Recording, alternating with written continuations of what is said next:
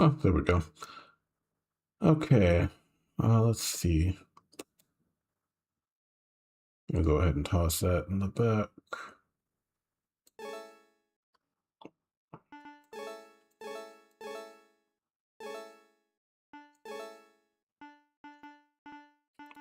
Let me see. I did most of these guys, didn't I? Ugh. I got the territories done, so I can just go through and like game with the rock, like match with the rock, but going through these guys now. I'm thinking about tossing a lot of the fantasy stuff now, because I don't really use it all that often.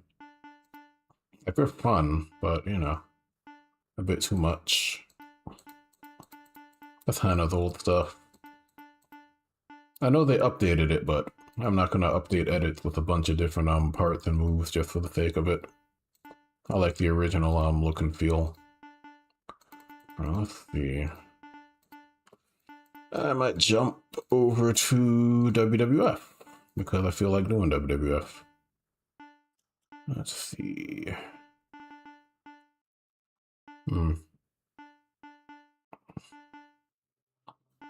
I might jump over to here. Could be fun. Yeah, let's start from the bottom and go up. If I have it divided, so I can do that when I want to. Let's do the natural disasters. Let's see.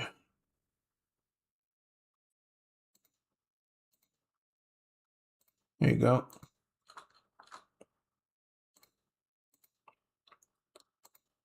Just taking a look at them.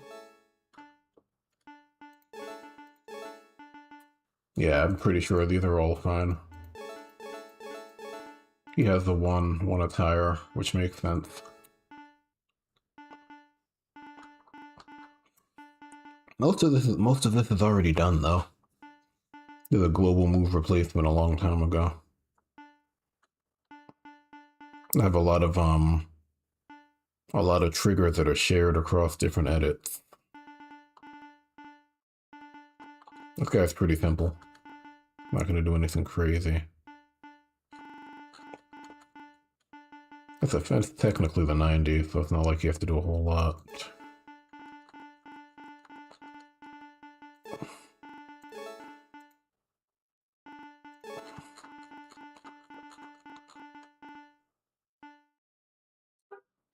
Wait a second.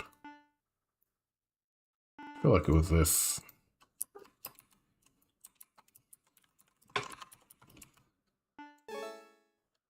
Wasn't it? I see. I should have running it down.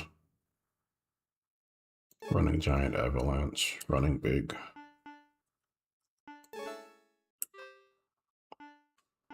Yeah, but how often is he doing the muscle bomb press? 2%. Don't know about that, buddy.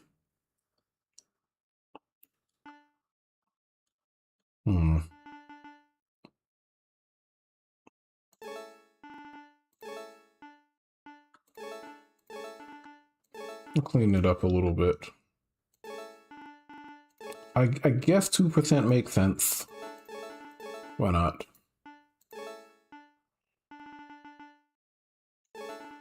If we're gonna do that,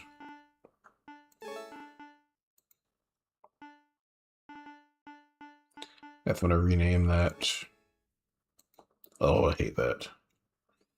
Wet wind farms. I remember I was interviewing for a job a couple of months ago, and I made the joke. They were doing like they were doing older using older technologies.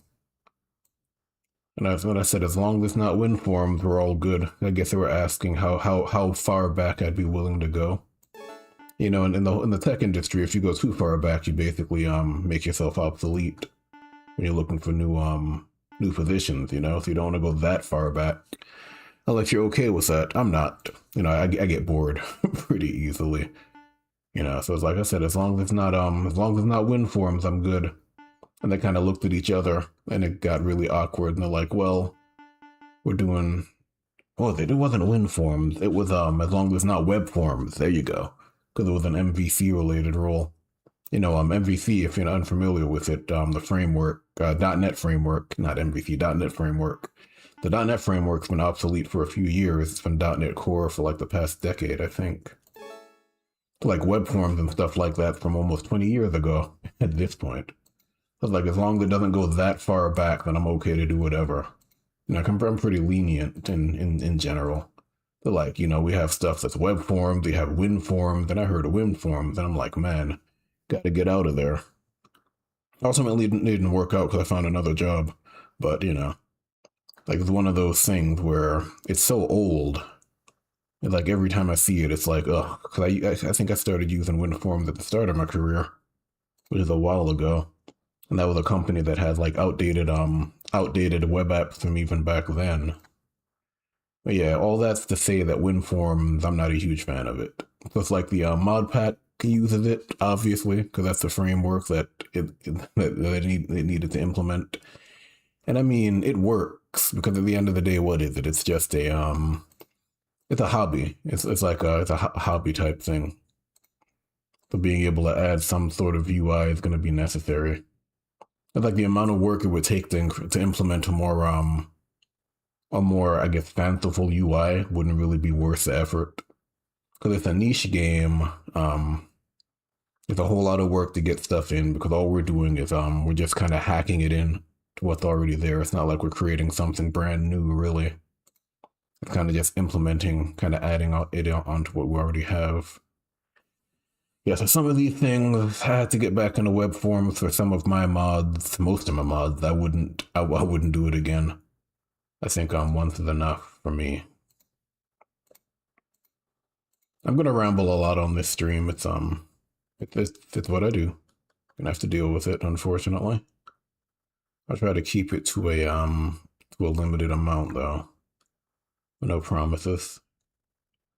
And so basically what I'm doing right now is I am in the back end fiddling with some moves that you can't see. And I'm effectively just giving him some variations, some generic variations. Like, it's called extended move list, so I'm giving him some more moves, but nothing crazy. Because what I try to avoid doing is I try to avoid giving one edit a bunch of different priorities and a bunch of different situations and stuff like that. Different moves. I try to keep it manageable. Because the way I approach this game is I treat it like what? Like a universe of different characters. So I'm not going to go through and create like a bunch of guys that all have their own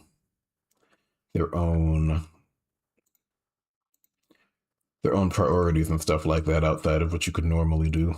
So like you have like 92, how many slots do you have? You have a lot of slots by default. And, you know, if I'm going to add more slots, I don't want to have like a bunch of different things I have to manage. And then I'm also trying to make this the last time I touch a lot of these edits. So like once I do it, I'm not touching them again. Which is good for me because it also keeps me from trying to download more moves and trying to update priorities and stuff like that, because XYZ would be cool and all of that. The way this game works, you can kind of go on indefinitely and modify edits and tweak moves and tweak attires, and, you know, it never ends if you're not careful. Let's see. I'm going to do the natural disasters, so I'm going to give Earthquake his splash. I think that's called Earthquake Splash, isn't it? Yeah. Yeah, so like people made like a variation of the Power Slam and stuff like that, and it can get really messy if you're not careful. Let's see, Earthquake Splash. I lost it. That's not a move that they normally have. There it is.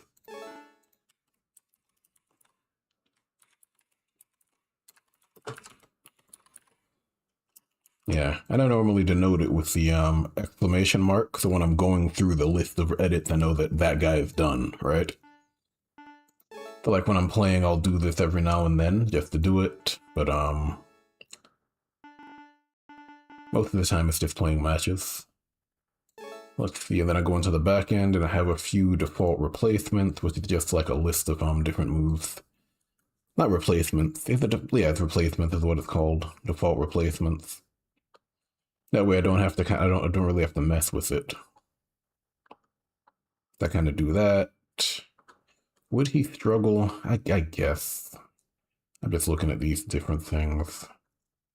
Yeah, and that way I get to use all my moves as well. Otherwise they just kind of sit there, you know?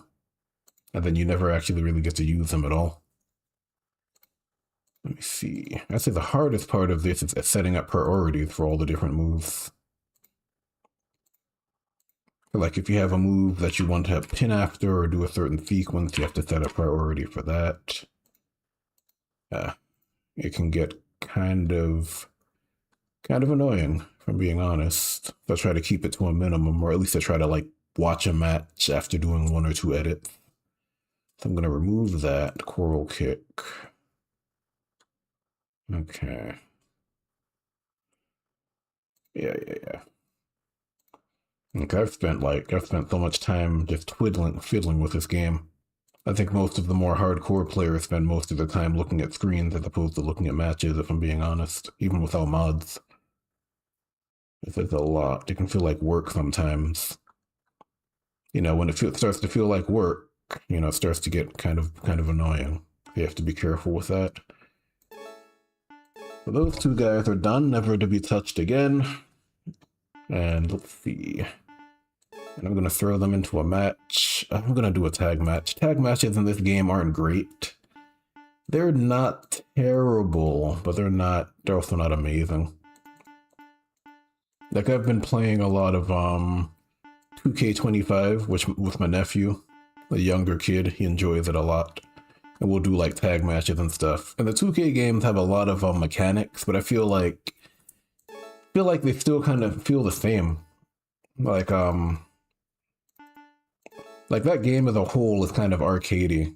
Like it's really hard to simulate. And then when you start to kind of put together a match, it's kind of obvious that you're carrying the AI or what have you. It's not amazing. It works well enough, but you know, the Fire Pro will always have its place. Even if those games are better from like a pure play perspective, they kind of miss a lot when it comes to just putting on a match in general, you know? Let's do JYD. I always like JYD. And then we'll do maybe, who are they gonna pair up with? Do I have Butch? I do. I could do Butch or Rocky Johnson, I guess. I feel like it'd make more sense to do Butch here with JYD. Sure. Do you have blue? Give me a blue. Ugh, he has a yellow. I mean, it doesn't make sense, does it? Sure. And you can go yellow, buddy. Sure. Why not? And then that way I can track it. This is Royal Wrestling Alliance. That way I get to track the match. I have my own tracker in the background because this game did not ship with a tracker for whatever reason. Don't know what they were thinking, but you know. This game was more of a passion project and less of a full-fledged title, if I remember correctly. And Fire Pro has always kind of been like that. You know, out of the box it's good, but generally it's customization on some level. I think back in the day it used to be just making edits, really. Unlike the Super Nintendo. And then putting stuff on in the ring. Yeah. So I can't fault them too much. There are certain things I feel like the game should have had from the beginning. Like a way to see the health bars. You know, even if it's not as fancy as this. Just a way to see the health bars by default. A way to track matches. A bunch of different things. Like we can go on over and over again. Then there are some obvious bugs that existed in Fire Pro Wrestling Returns, like cage matches. AI can't play them correctly because they're broken in terms of how they interact with the cage mechanics. Stuff like that. Yeah, but there's a bunch of different things. Yes, I think when this game first came out in early access, it was really just porting Returns over to PC. And then they started adding a few things to it afterwards, but it was really just porting it. And then we got like the strike exchanges, I guess. but it wasn't a whole lot in terms of new mechanics. And then eventually they updated like the priority slot and a bunch of different things like that. Yeah, but it was always going to be pretty weird because I feel like Fire Pro is like what, two audiences really. You have Japan, which is why the series exists in the first place, and then you have like the American or the Western audience. It always kind of felt like they want different things, you know? At least for the most part, a lot of them want different things. I know there's a lot of overlap as well, because I know that Japan has like its own modding scene too. I remember there was what do you call it, like a forum somewhere where they were talking about different mods that they had in terms of the different options similar to the mod pack. And then you have like guys on X or Twitter or whatever the hell it's called nowadays, just showcasing mods too. There's a lot of overlap there, and then obviously people are creating edits and stuff like that, but it's always kind of felt like the two audiences, they tend to veer more often than not. Like if you're a veteran of the game, if you're a fanatic, you're a fanatic, but a lot of the time it feels like sometimes it's about playing the matches, sometimes it's about putting on like fantastical style stuff. I know there's a lot of like Ultimate Muscle or Kinnikuman matches going on around the place. People have like Hokuto no Ken, and people do like martial arts stuff, a bunch of different things.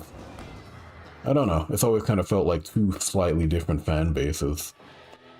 I don't think it's enough of a difference to make a huge make it a huge problem. I've just kind of noticed it.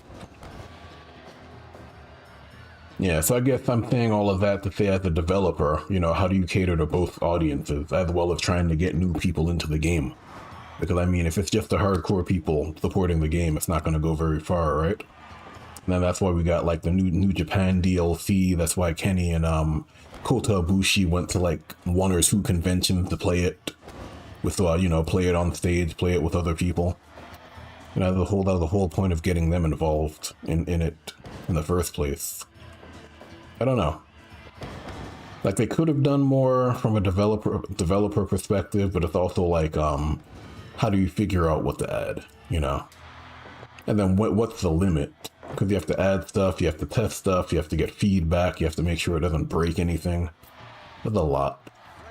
I'd say they did a decent enough job. I'd say the only place where they really kind of shat the bed, for lack of a better term, is with like Parts Craft, charging money for that, which was kind of a weird call. You know, that was a weird one. You know, it kind of felt like a lot of people felt at the time that it just should have been as free as Movecraft was, because you're creating stuff yourself. But stuff like that was pretty weird. I think that was the gist of it. You could say the DLC strategy kind of felt like they were nickel and diming you, but I mean, not really. Because at the end of the day, they're just giving you like what? Things that you already have. Like before Movecraft and Partscraft came out, the only way to get new moves and parts was with the DLC, right? But you never really needed all that stuff anyway. Like, it's always nice to have more things, but you never really needed more things. But like, it's like, sure, like some of that stuff could seem expensive, but at the same time, it's not necessary. Like, even if you use the workshop for edits, you don't necessarily, you're not necessarily locked to downloading edits that have that stuff. I would say, I guess the DLC was fine. Besides Partscraft costing you money at all. And then I'd say the other miss with the DLC was the promoter mode, because it's really not great. Like, I think I made my own thing just because their mode kind of sucks. And they didn't really do anything with the formula. I think initially it was based on one of the GBA games.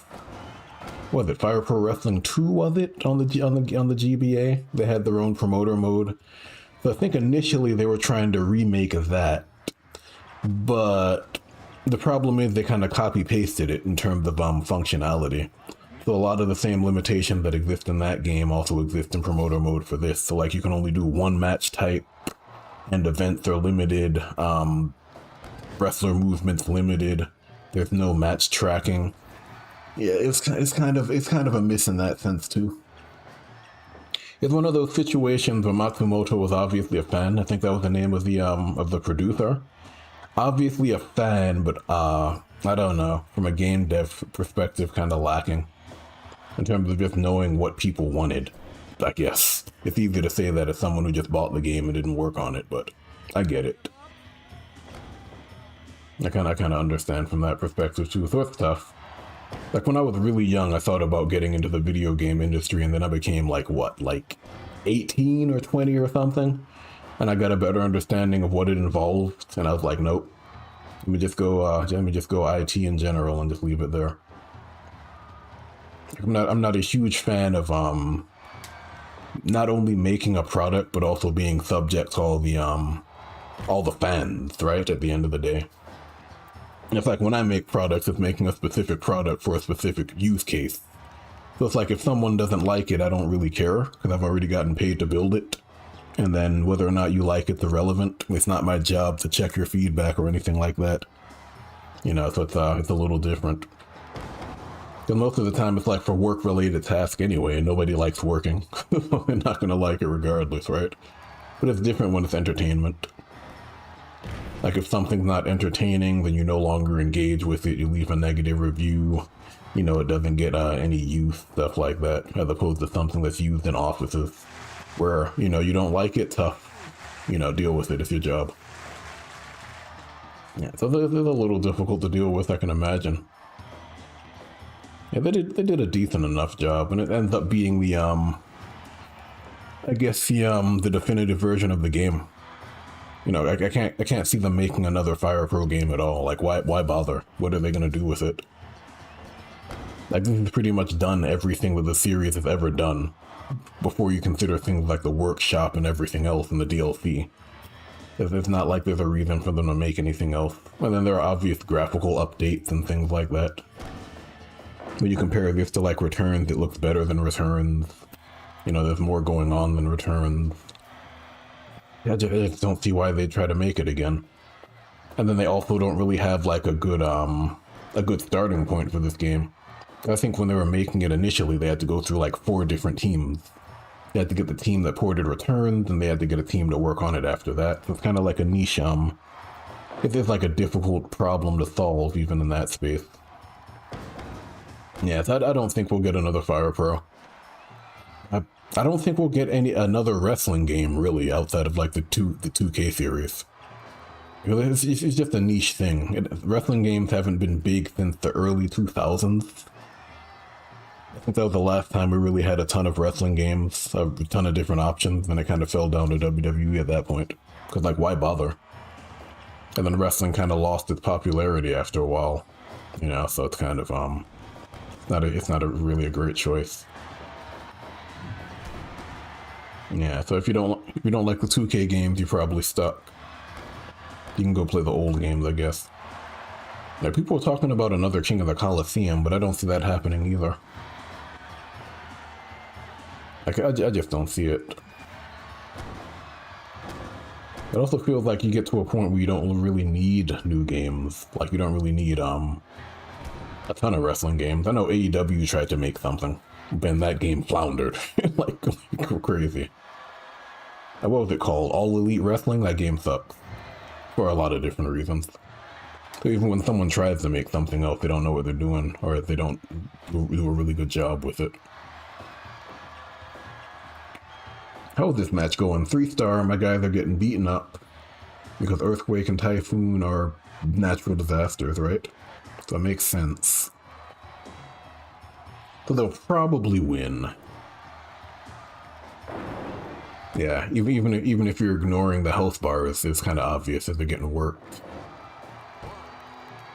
Yeah, but tag matches though. What I like about the 2K games, and I think Ace has a mod that also does this, is that there's a limit to breaking up pinfalls. So if you get involved in the match at all, like if you get into the ring and you're the non-legal man, you can't get involved in the action again until you get tagged. So if you break up a pinfall once, this guy's screwing his partner. If you break up a pinfall once, you can't do it again immediately, or a submission or something like that. So I like that a lot. That way it's kind of like a strategic resource and you can't just do it over and over again. I know Ace that runs the place has a mod that does something similar, where you can only break up pinfall so many times in a match, depending on different stats. But I like that, because a big problem with tag matches in this game is that they'll never end. Like the guys will just break up pinfalls over and over again, and it just lasts indefinitely. That's a big problem. So I like that about the 2K games. I also like the way they have the tag team moves in the corner. A pretty way to execute tag team moves, unlike this game where you have to grapple and and someone has to win. You know, it's kind of a mess.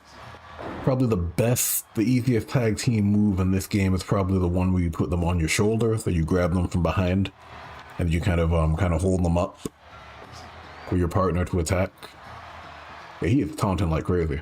That's giving him spirit, by the way. It's a signature for JYD. He's stuck in a loop, isn't he? Oh my goodness.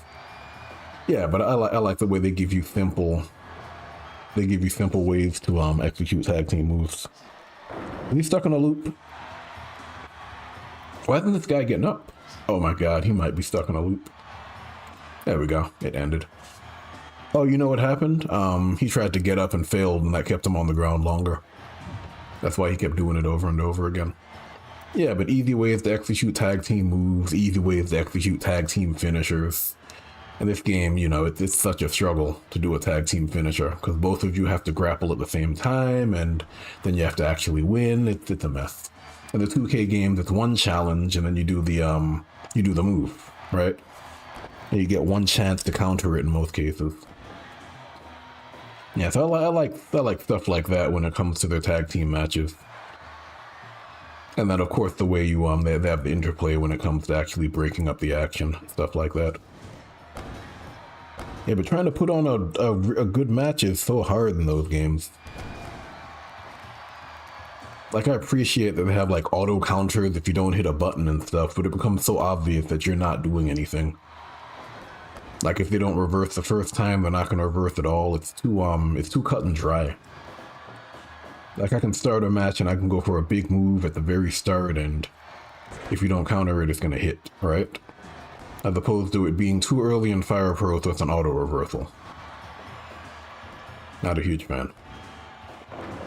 Yeah, I might turn on Ace's mod, because the cut play is getting on my nerves now. It's happening over and over again. Like, the Natural Disaster should have won a long time ago. I feel like I've been talking over this match for the last 15 minutes. Yeah, so it should have ended a while ago. Okay, we have count out? Yeah, we do. Yeah, but I like his mod. Limited cut play. The only thing I don't like about the mod is that it doesn't really give you an idea of how many times they can cut. They can, what do you call it, interrupt. That would have been nice to see. Oh, they're stuck in the loop. Trying to get in and out of the ring. Yeah, the edits are also really bad about taking the action back to their corner in this game. But like, they'll fight in the middle of the ring, or they'll fight in the opponent's corner, and they'll hit a finishing move over there, you know? Where all they have to do is kind of whip the guy over to their side of the ring, and then go for the pinfall, and they'll probably win. They're really bad about that, too. Yeah, that's why I don't normally run tags. It's a big problem. Like, sometimes they're really smooth and, you know, everything flows nicely, and other times they're kind of like this. Where the guys are kind of futzing around, and they let their opponent get back into the match, and yeah. What is Butch Reed's finisher? I also don't remember. I'm also not a huge fan of the way they go for the tag. They just kind of walk off, and they don't get any sort of resistance. Kind of like the fact that you'll see guys like struggle to make the tag and stuff like that. Like, 2K is not bad. I can understand why people complain about it, because it's 2K, right? Monetization and all that different stuff. Stagnation, you know, all the things people like to complain about, but the game itself is fine. I feel like the people complaining about sports games nowadays just don't have anything better to do. And like, if you don't like the game, there are options. There are like decades worth of options right there. You know, some people like to complain for the sake of it. And then I've done like My Faction. I've played that. I can see the monetization and stuff like that, but I just don't play it, you know? I think I do Universe mode and GM mode and Exhibition in that game. I don't have to spend any money at all. It's similar for things like what, like college football is a good example. I don't think I've ever played cut, and if I wanted to play online, I could do that without spending any additional money. NBA 2K is the same thing. I mean, I just play well, I play eras. I like my eras.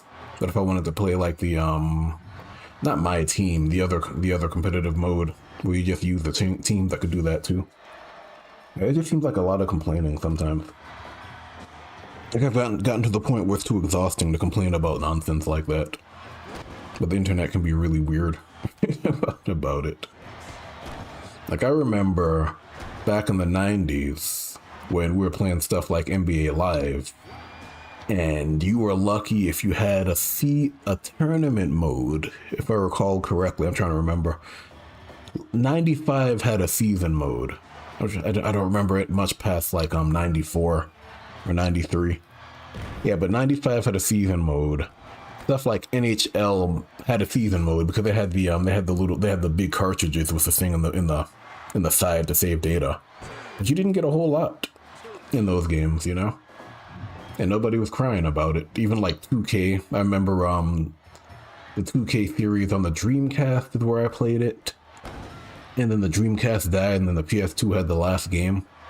I mean, you didn't have a whole bunch of stuff in that either. You had like what, career mode, you had versus, you had like some cute stuff like historical matchups. There wasn't a whole lot. But nowadays it doesn't feel all that different. It's like I guess people are unhappy that they don't have everything. But I mean, depending on how you look at it, you have more, I suppose. It's just that the entire landscape is about monetization. So you're gonna have nonsense like faction wars and my player and things like that driving the pack. That's where all video games are kind of headed now, unless they're like an indie or like a AA game. It's about how can you get as much money out of the player as possible, as opposed to like how can you get them to spend as much upfront. It's a different system. I'm not a fan of it, but it's what it is. Is that a pinfall? Is that it? Oh, come on, dude. I should have put a time limit on this, but I'm using real world seconds. For this? Yeah, I am. Real world seconds. Count them out, Russ. There you go. Yeah, that's like 20 minutes in real time. That took forever. Might have been 15. Yeah, something like that. Yeah, so I'm gonna take a look at Aeth's mod because it's a really good mod. Let me see if I can run this now. When's the last time Aeth was on the server? It's been a couple of years ago. Might have been, what is it, 2026? It might have been, I don't know. Might have been like 3-4 years since Aeth was around. But he has the cut play options. Right, only under certain conditions. I like this mod. I'm going to go ahead and close this down. I'm going to load that mod in because it's really good. Yeah, because that was an issue I had with tag match have with tag matches in this game. Like the cut play happens way too often and it kind of kills the match flow. I'm going to go ahead and install this. Yeah, Ace did a lot of cool stuff. Like a lot of people modded this game. It's crazy. A whole lot of stuff in this. He also has a Discord rich presence because I guess he was learning about tying things into Discord. And then he has the animated ring parts as well, which is pretty cool. Let's see. The critical pose animation. That's a fun one. He has some really cool stuff. Whenever someone loses, they'll go into the critical pose animation. Yeah, a lot of them are fun. I'm gonna go ahead and patch this. It's been a while since I've done this though. Play options. Yeah. Yeah, a couple of the cut play options and a nice little quality of life mod. It's like there are so many things we can do with the game now. It's easy to say the developer should have done X, Y, Z, but you know, at the time, just kind of happy that they did it at all. But the alternative is that we just don't have Fire Pro Wrestling World, right? And then what are people doing? A handful of people still playing Returns, right? It's not great.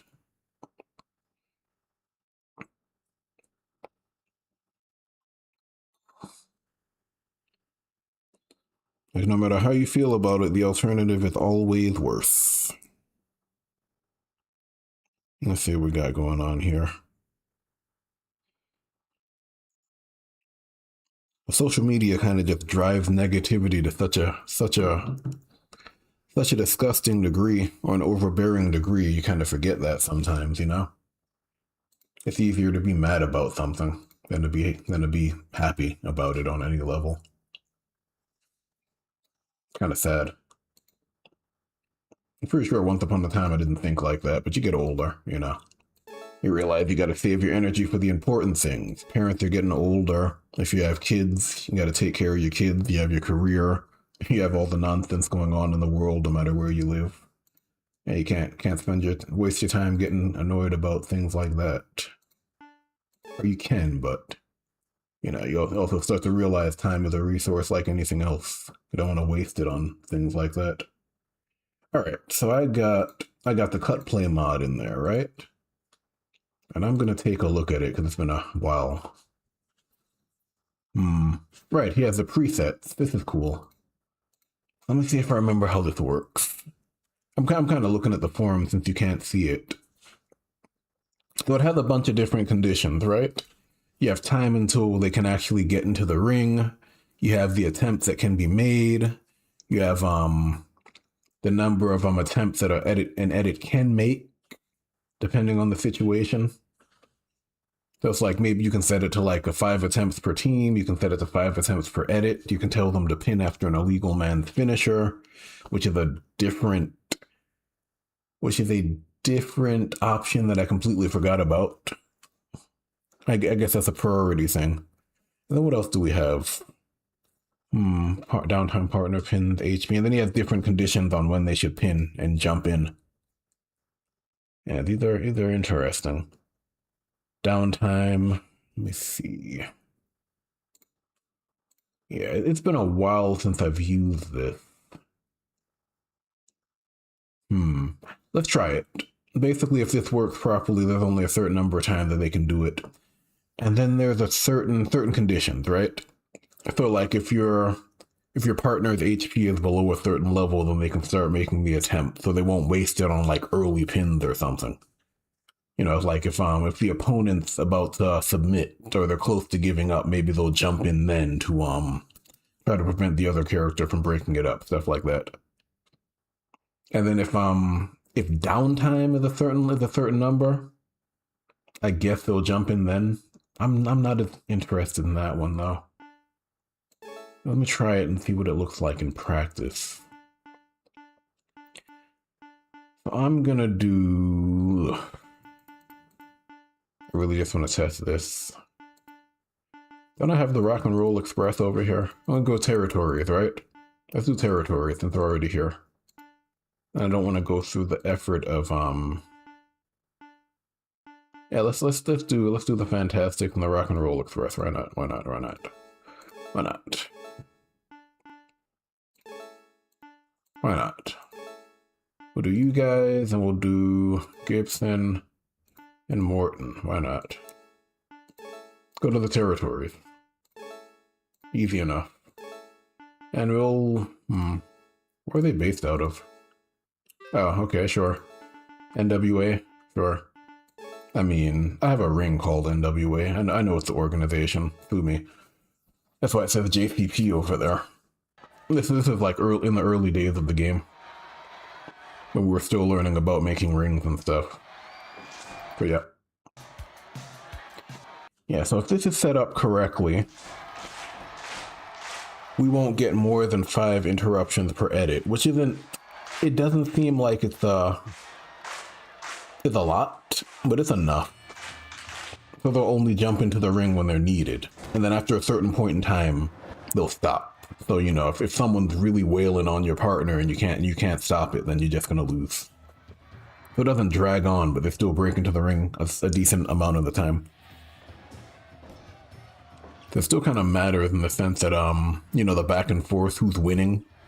You know, if like a while ago, the Natural Disasters were kind of dominating JYD and his partner. You know, they would have just won that match because you know, JYD and who was it, Butch Reed wouldn't have been able to keep breaking up the action. So if someone's dominating, they'll still dominate, but there's still a chance for the other team to come back with like strategic breakups, basically. So I like it. It's a mod I haven't used in a long time. Can't remember why I disabled it. Yeah, I don't remember why I disabled it. I think I just stopped running tag matches because, you know, they kind of weren't great. That's a nice mod to have. And again, I do kind of like the idea of what the WWE 2K games do. So you're kind of limited in terms of the breakups there too. So it's not just like you can do it as often as you want. I like that. This is kind of Fire Pro's version of that. Let me see. I'll probably stick to the WWF guys though. Probably start from the bottom of the card and work my way up, because I normally go from top to bottom. But I might do 2 at a time and just run tag matches today, honestly. I feel like it feels like a tag match a day. But the whole goal of doing this is that I can just jump on, throw some matches on, you know, if I want to put a show together, I can do it and I don't have to fiddle with the edits. Because like at some point it becomes work, you know? Like I have maybe 4 custom edits because it's a lot of work. Like, you know, you spend a lot of time building them up, you give them their own backstories. I think I'm doing like a training promotion for my guys, so like they'll earn points and stuff. And then like they'll learn moves based on their opponents and whether they win or lose and stuff like that. So it's kind of like they're rookies being built up. There's a lot of work to do all of that stuff, and then also have like 10 to 15 edits or something. There's a lot. Like I know a lot of the OC guys, the guys with their original federation, just do like they just do the complete edit at once, and then maybe they'll tweak it occasionally based on the storyline and based on how they feel. But you know, I kind of take the progressive approach where you're kind of building them up over time. Yeah, sometimes I just want to throw on a match, have some guys wrestle in the ring, and not really mess with anything, you know? Which is what I'm doing now. Let's see. Now I can't remember if there was an update that changed the way tag logic works. So at one point they wouldn't tag unless certain conditions were met. And then I think they had to update that because this was after we got the New Japan DLC. And that came with a story mode that had tag matches. So what would happen was, you'd be in a tag match, it'd be like a 4 versus 4 tag match because it's New Japan, and they love that stuff, right? You'd have a 4 versus 4, and you would be on the apron as a player, and you would never get tagged in because the tag would never trigger. So I think what ended up happening is they changed it to a timer, where either the conditions met or the timer elapses, and then they'll go and tag. But you end up in situations where you get really weird tag points where like someone will be on the offensive and then they'll just suddenly break and just go tag, you know? In the middle of like a sequence or something, they'll just tag because the timer elapsed. So it's great if you want to get a guy into the match more often, but it kind of sucks when you're kind of watching the match play out. Yeah, so I'm not a huge fan of that, but you know, they had to make some concessions. Because it was like, they were developing it. As they picked up new problems and new like player-based problems and stuff like that, they had to make updates. Yeah, but this game has been static for like the past, what is it, 2026? Like past 3-4 years. I think development stopped back in like 2022, 23 maybe. And they just released like a Takayama DLC because it's more of a support thing. But we haven't really gotten any meaningful updates. Yeah, like a while ago, that was a weird tag point, right? You get a sick counter, you flip over the back, and then you go tag. At least hit the man with a drop kick or something and then tag, you know what I mean? I almost wish that a condition to tag was your opponent has to be on the ground. Otherwise, you don't tag. Right. Just because, I don't know, I just feel like that makes sense. If the legal man that you're fighting isn't on the ground, then you don't tag. And then they'd also have to do it so that it doesn't elapse as soon as he stands up. That way he's not recovering and then it cancels the tag. Maybe like 3 seconds afterwards or something. If he hasn't stood up in the last 3 seconds and you need to tag, then you tag. So you don't get these weird breakpoints where it just ends the action. And if I still felt like modding this game, I could probably do it. Like, I just got tired of modding it, honestly. Yeah, but that's something I would have done when I was still modding it, like a gameplay feature. Like, they don't go for a tag unless the guy's on the ground, or not on the ground, incapacitated. So, like, maybe he's dazed or something. Something like that. I don't know. I'd probably do on the ground, personally. Like, stuff like that. That annoys me, just because it feels like get your guy out of there first before you can actually go for the tag. It might just be a me thing, though. Here we got the punches going. Yeah, there haven't really been that many interrupts yet. I haven't really seen anyone jump in to break up a pinfall. Right. So it feels like there's an opportunity for the match to play out, right? As opposed to it being constant breaks and then the match never ends. It gets old. Speaking of tag matches, though, I think that's the only thing I do when I play Fire Pro now.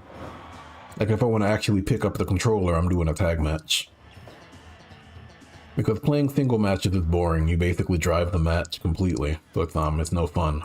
But with a tag match, you can at least, like, set up spots and set up opportunities for your AI partner. And the AI is normally intelligent enough to pick up on it. So, like, if I put someone on my shoulders, they're gonna dive. If I grab them by the shoulders and hold them for a punch, they'll come in and punch. You know, I can set up different spots once I know the logic. Like, I was doing a Hardy Boys match the other day, and I think I got the Twist of Fate into diving senton combination off. You know, the AI was smart enough to realize that he was in position to go for the 1-2, and he actually pinned after it, which was neat. Yeah, you can do stuff like that. Like, if you know someone has like a finish like that, you can do a body slam and then get out of the way and they'll dive because the priority will trigger. He's not going to jump in for that? Okay. Yeah, he's just going to go tag. Yeah, so you can do some cool stuff when you're actually playing and you're in a tag match. That's like the only way I'll play the game now, because it's too straightforward, you know? Like, it works really well as a pick up and play game. And the fact that it's so straightforward makes it really easy for the AI to be programmed as well as it is in terms of watching matches, but actually playing it, it's kind of limited. Like, it's very limited. Like, if you want to do a whole lot, you have to approach it a different way. You can't approach it like you're in a like an arcade style match or like a fighting game style match, that doesn't work. But then, like, if you're playing it, if you're good enough, you have control of everything that's going to happen, so it's not really fun to play. Like, the 2K games are the same way, though. Like, they're similar. Like, the fun for those games comes in terms of all the different things you can do. So it's like all the different actions you can take, but there's never a question on whether or not you're going to win or lose. I guess that's never up for debate. Now, this guy is not... They're not breaking up the pinfalls at all. It's been a while since I've looked at it. It's supposed to be a bunch of different conditions. Alright, we'll see. It's generally when your guy is close to losing. So since we can see the health bars on screen now, he's not red. So he's not really close to losing. Like, his health is down, his spirit needs to go next.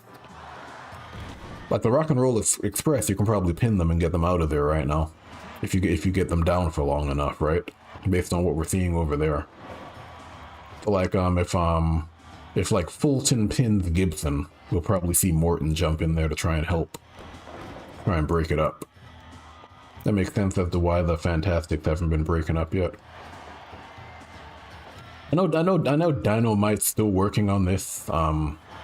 I actually jumped in there and grabbed a version of it before you had to take it down, because it had like bugs when it came to like data management, I think. So he had to take it down, which is why it's not up there yet. But I don't really use those pieces anyway. But again, it's nice to be able to look at the HP bars and see what's going on. So like I'm testing Ace's cut play mod, and I kind of understand why they haven't been breaking up pins and stuff like that.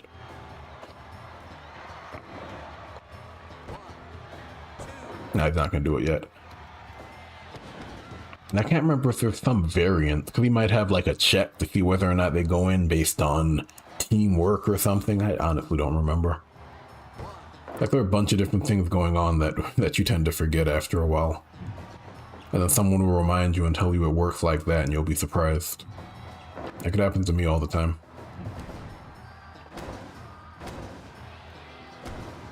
Yeah, no one's really gotten the real pinfall attempt yet, have they? He's going down. Now, if he goes for a pin, I feel like tagging out. And now he's tagging out, yeah. At least they're both in the ring. That's something.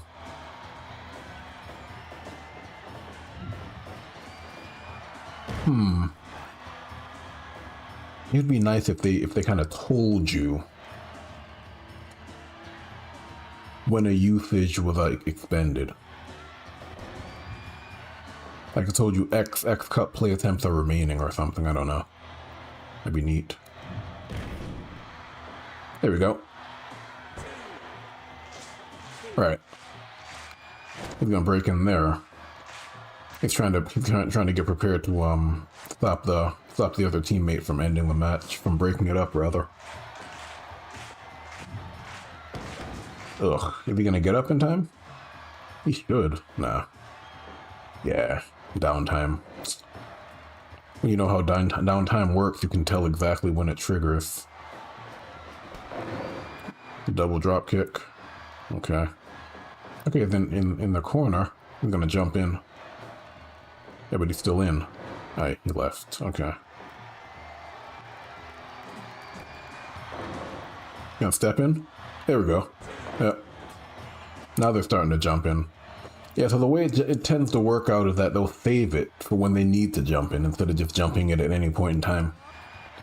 So now that it looks like his partner might lose, he's starting to jump in more often. You're going to see the same thing happen with Gibson when it looks like Morton's going to lose. He's probably going to go for a pin right here. No? Not after the neck breaker? Okay. Sure. He might go for the senton again. He's just going to tag. Yeah, but Fulton has like maybe 2 more interrupts left. And it's nice because that means Roger still needs to get something going. He can't just get beaten up and get bailed out all match. He needs to do something. He's going to switch it into the submission.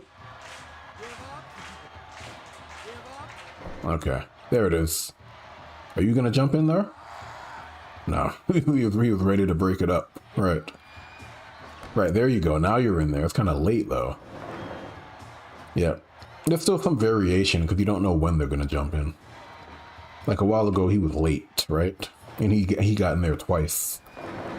But he may have just screwed Tommy over. Yeah, Tommy needs to get out. I don't think Bobby can break it up again. Yeah, but it'd be nice to have some type of indicator. Like it can be subtle. Like I have the crowd cheer when Ukemi kicks in, the boost kicks in. That's that way you know that it actually triggered. So I'll have stuff like that. Yeah, it'd just be nice to have those gameplay specific things kind of give you an idea of what's happening. A lot of the time, if you don't know, you just don't know.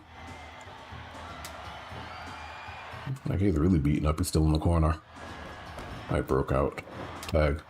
That's a bad choice. If he gets pinned again, I think it's over. Oh, we'll see. He has him in the corner at least. Okay, what? Okay, oh yeah. You might be screwed. Oh, come on. That bump screwed it up. He's gonna get up. Gonna pin? No pin, no pin. Yeah. I forgot anytime you put him in the corner, that will happen. Okay, backslide. Did they both use it up?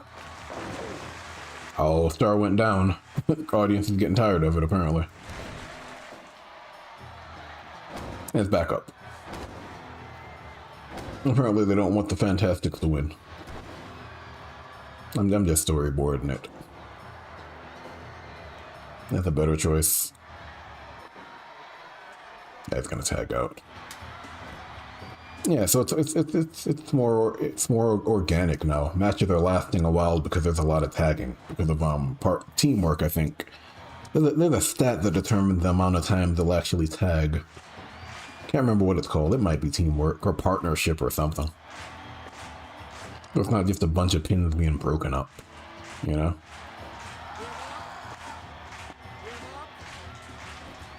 Okay, he's in there because he has some breaks left, right? Makes sense. Yeah, but he's not going to do it again. Right. There you go. If it makes a little more sense that way. So like, if a match is going to last a while, it's going to be because guys are tagging in and out and stuff like that. It's not because one guy keeps getting bailed out by his partner and it never ends. So I like that. It's a solid mod from that perspective, I think. Let me see. Ooh, Lucha Tag Rules. It's been a while since I did that. Maybe. I just don't think I have good edits for that, do I? I might. Lucha Tag Rules. And let me go and do some other guys here. Yes, I'm gonna leave that mod in. Also like it because you don't have to mess with it. It's a set it and forget it type of mod. So it's like you set it up once and you never have to touch it again. So most of my mods are like that. And then it saves the data and then you never have to touch it again. Oh, there's the Wild Samoans. Isn't there another one? Pretty sure. Ooh, Tatanka. Everyone loves Tatanka. Let's do the... Pretty sure they're not the Wild Samoans, are they? No, that's Aka and Shika. What were they? Samu and Fatu. What were they called? I'm gonna go check. Give me a second. Give me 1 second. Right. The head shrinkers. Yeah, there you go. Couldn't remember. They were the what do you call it? They were the, let me see, the follow-up to the Wild Samoans, weren't they? If I'm remembering correctly. Now, let me go ahead and do them. What is that? And I like them because it won't take long. They're so straightforward. Shouldn't take long. No, they're the Wild Samoans. I just said it. Aka and Shika, yeah. I'm thinking Samu and Fatu, my bad. Yeah, Samu. My bad. Yeah. That's pretty straightforward. Appearances are fine. Avengers appearances. I always like them. They're always solid. I like Avengers stuff because it's a good template. Like, they're not the best edits when it comes to like full customization, but they're also not like giving you a bunch of stuff you have to work around and take out and download. It's like they're a nice starting point. And then you can tweak them, and they work pretty well at that point. Or you can not tweak them. You can be lazy and they're fine. Yeah, but they work well enough. It's like, if you're thinking about Edit Factory, he's probably the best person when it comes to edits, just from the whole, you know, the idea of having a bunch of different toys to play with, I guess. Like, if you want the most detailed, like, Will Ospreay ever, then no. But, his Ospreay is also good enough to give you a good starting point. And you can add all the extra bits. No move list for him, what? Okay, I'll make one. Use default. Okay, can I do both? Okay, use located finish values. I better. I have to set this up, apparently. He doesn't have any. Yeah, let's make that old school for him. Yeah, a lot of the time, if I want to make a specific type of like Osprey or Okada or whatever, I'll do that myself. I'll make my own adjustments. I just need a good starting point, especially when it comes to appearances, because I cannot make appearances worth a damn. Or rather, I take a long time to make them. I just get fed up with it after a while. I'd rather have a good starting point. Should I give him Giant as a move list? I still have the Kenryu win poses. I mean, I'm a sucker for Third Strike. That's my fault. They're not terrible. They just don't fit this game. Okay. Let me see. Let me see his skill set. Power.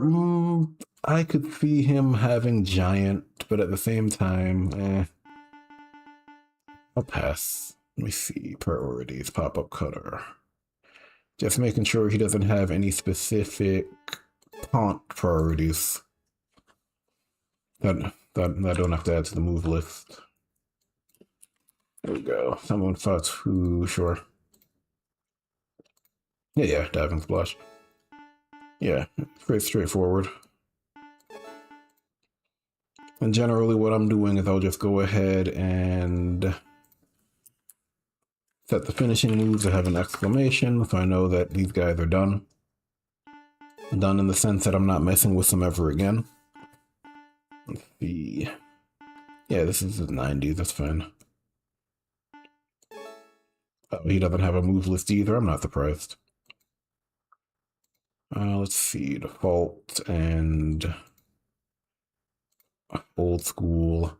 What are his figs? He has a backflip. Is a backflip the Samoan drop? No, it's not. Hold on. Can finish. Yeah, I mean, sure. Yeah, it might not be the Samoan drop. Let me see. You'd think it would be the Samoan drop given their history, but who knows? Yeah, okay.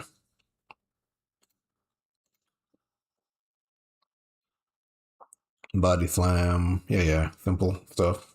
Very simple. Yeah, the diamond cutter? What?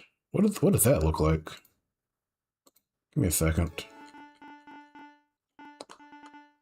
Diamond cutter. Oh, right. Yeah. I guess. I suppose. That's gonna be a cutter. Nah. That's very specific. I'll take that away. Like the chance of him actually hitting it is so low, but hey. That's less work for me to do. Yeah, it's not. He has to be in a very specific situation to hit it. Okay, what else? Faith wash. Kind of feel like he could take a whip and running attack, honestly. Maybe I'll give that to him. I like that move because it uses a tag team Irish whip, so it kind of gives you a second Irish whip move as a second running attack, corner running attack. You can also follow up after it, so it's cool. All right, that should be enough. Yeah, they're pretty similar in terms of the way they're set up. Oh, yeah. All right, give me a match. Give me a match. Let's see. Yeah.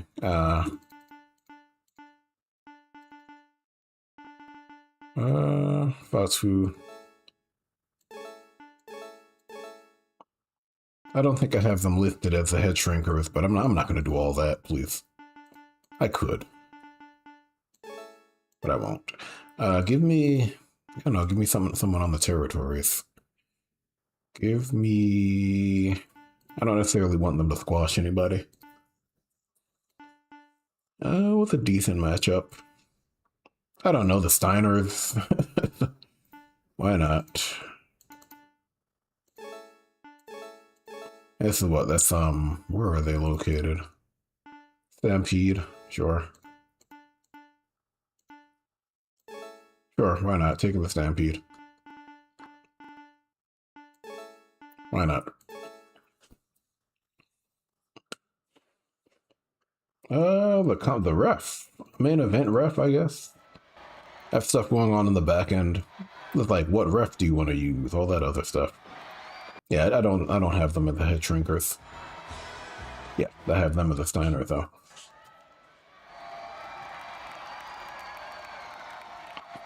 Oh, same taunt? Okay, boys. I can't remember if it's a random taunt out of the list. It might be. Ring the bell. I don't remember.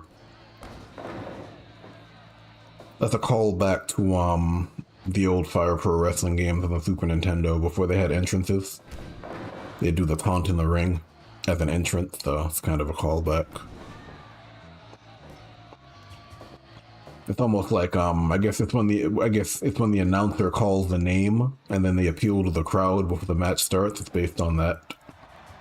That's pretty neat. Oh, nice. He has the MMA stance, and then I think I updated those moves so they're not as I updated the counters so they're not as ridiculous. Because it's the counter moves that make the MMA stances so bad in this game. It's like anytime you go into a stance change, if the counter hits, it does a ton of damage to kind of balance it out because you're getting another chance to attack. The back grapples are like that too, so if you're doing a lot of back grapples and the guy is doing like that body bash counter, he's gonna deplete your health really fast. Because that move is outrageous. So it's either, they have a bunch of different low impact moves. The bigger moves tend to be weaker, and then a lot of the counters tend to be like submissions, or like positional changes or stuff like that. So if you want to use a lot of MMA stances, you have to think about it like that, because the counters are going to kill you, and you have no control on when they're going to trigger the counter. So if you can't give them like a low impact counter, just give them a submission. That's generally not as bad. Yeah, but the MMA moves stances have a lot of good moves. It makes sense for like an amateur wrestling guy, like one of the Steiners. You can go into like the headlock, and you can go into a bunch of like mounts and stuff like that. So I like to use it. And then for different edits, yeah, like keep going into like a submission, so the counter is not as bad. Yeah, it's like different edits. They'll have like finishing sequences that rely on the MMA move going through. So like I have Sting to do the Scorpion Deathlock. He has to go into the what is it, the guard position, and then he has to trigger the finish itself. And I think Ric Flair is like that too. So there's a chance that the move might be reversed. There's a bit more suspense than just doing the taunt than just doing it at the legs, you know? I've never found that very interesting. And then I think the stance move itself, the guard position move, does a little bit of spirit damage too. That kind of adds to it. Yeah, but it's fun. A nice little way to mix it up. Are you just gonna break it up? Boo! I want to see some chain wrestling, brother. We're here for the chain wrestling. Get out of the ring. Get out of there. No, he's not having it. That's a fitting wake up. A wild man wake up.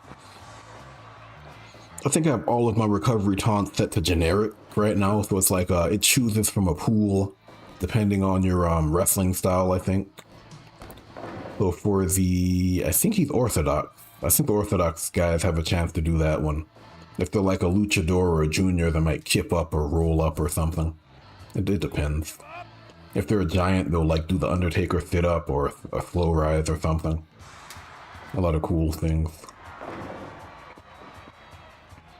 And then eventually they'll do the sequence that I built it for. I've actually had Shawn Michaels do the elbow drop and the kip up, which is why I made it in the first place. So it was nice to see him actually do it. That was neat. Yeah, but generally, you know, you don't know what you're gonna get, which is the whole point, right? I'm losing again. Yeah, that counter is not too bad. Like, they'll add up because they're moved at the end of the day, but it gives them an opportunity to go for it more often. God, his health is ugh. Oh my god. That fell though.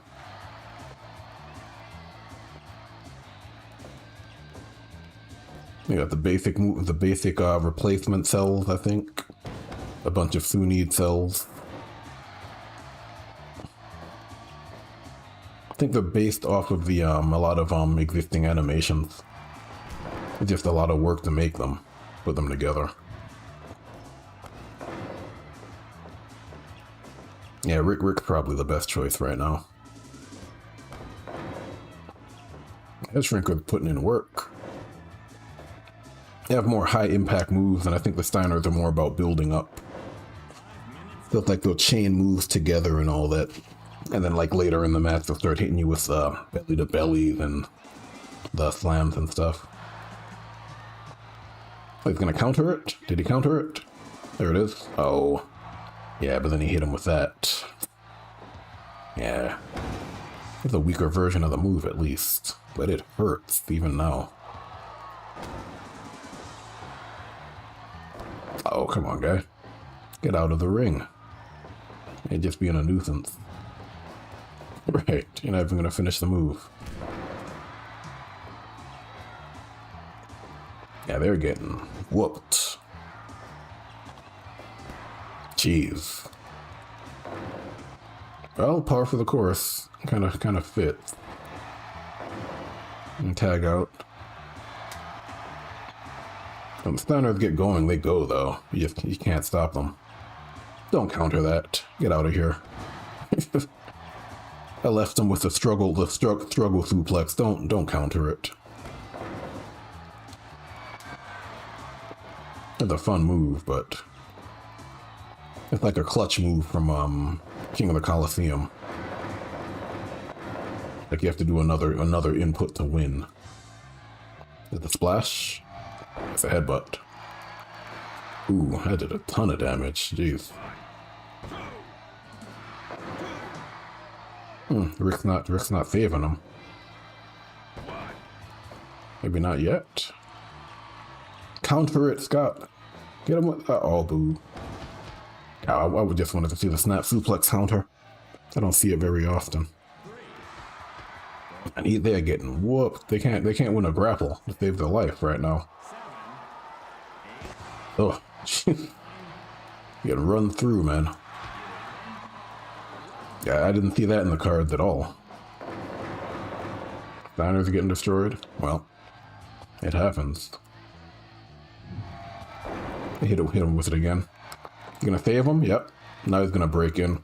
I also like how that's when his partner breaks in because he realizes it's almost over. So it makes sense. They're not doing it like every single time, you know? And he's gonna tag. Ugh. Man, they're getting worked. And it's Stampede, so they're gonna keep track of the loss if they lose. Jeez. Alright, that's a start. What now, though? Alright. We got the combo going. Okay. Well, never mind. Didn't last long. He picked him up. Oh.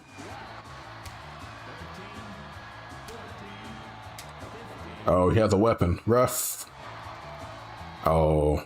He'll DQ him. He'll absolutely DQ him for the weapon if he hits with it. That'd be a fitting end, though, wouldn't it? The DQ. And he's in the ring now. Yeah. It does that, doesn't it? It allows them to do cut play where they normally wouldn't do it. That's why he was in the ring a while ago. Oh no. They had a little comeback going too. Alright. Have a few cut plays left, like 4 at least. Double team? Alright, boys. Alright. Okay. We got combos going. What now? I was hoping to do it. Got a 3-piece combo going. Something. Yeah, the Steiners start going. They go, man. Yep. You're gonna try to pin. Cut him off? Oh, it was a good try. Yeah. You guys are screwed now. Yep.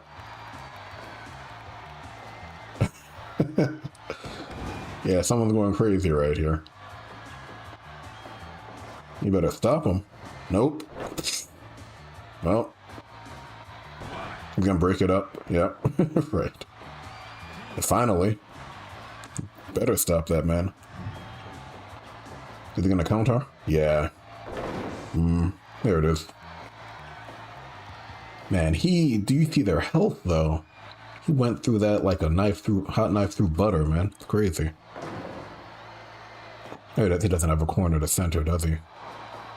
Ugh. And we're even. Just like that, huh? Now Rick's gonna mess it all up. Oh, never mind. Oh, he's up though. Oh, he's running away. Oh, that's a good run though. Oh, he missed both of them. Come on. Okay, broke out. That's good stuff. Ooh. Not the legal man. Okay. Who is that? Is that Samu? I think so. Also a nice way to tell who's who. If you're not familiar with the edit, you have the picture right there. Like, who is that? There you go. Tells you. Clothesline. Oh, the counter clothesline. Oh. I woke up though. Should have gone for the pinfall. Ugh. No selling. Yep. Not sure. A good try.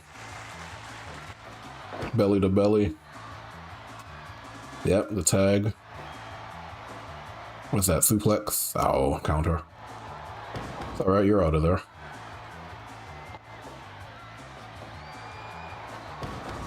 Sure. It was a nice comeback. I thought they were kind of done for a while there. They brought that back immediately. He's gonna jump in. No? Oh, he didn't jump in.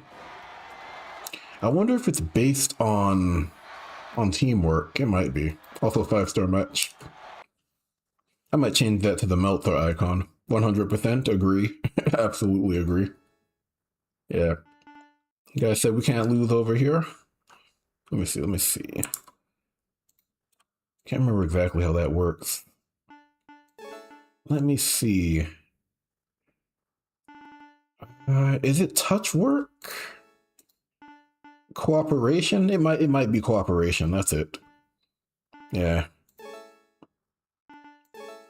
Or he may have just used all of his cut play attempts. I don't know.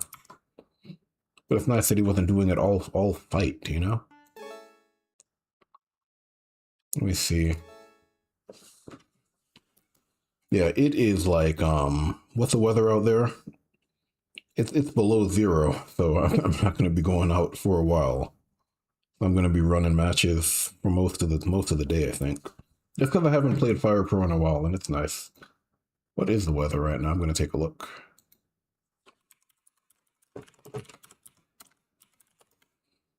Oh, it's better today, so it's -6. Yeah, so I'm gonna be here for a while. You know, I'm on the northeast coast, so I had to deal with that. Not as bad as it could have been, though. Well, you know how it is sometimes. Oh, that Demolition? I saw Demolition. Where were they? Axe and Smash? There. More tag teams? Yes. Axe and Smash. Yeah. I think I uninstalled Ace's mod because I just don't do tag teams all that often. I think that's why. Yeah, but when they're not constant breakups, they're actually fun. It's not constant interruptions. They're not bad. Yeah, it's not a whole lot I'd want to change here. Like, I generally do the scoop slam for the older guys. So, like, I'll do the, what is it? That for, like, the territories guys. But, like, anyone going into the 90s and 2000s, I don't mind the faster stuff. It starts to become, what, snappier at that point. It's less pronounced. Scoop slam's not as big, not a huge deal anymore. Let's see, Cobra Clutch, was it? Yep. Yeah, just Cobra Clutch. Hold on. Don't they have a finishing move? I'm almost sure that they do. I'm gonna check. I feel like they have a finish. Let me see. I mean, not that. I mean, They probably do.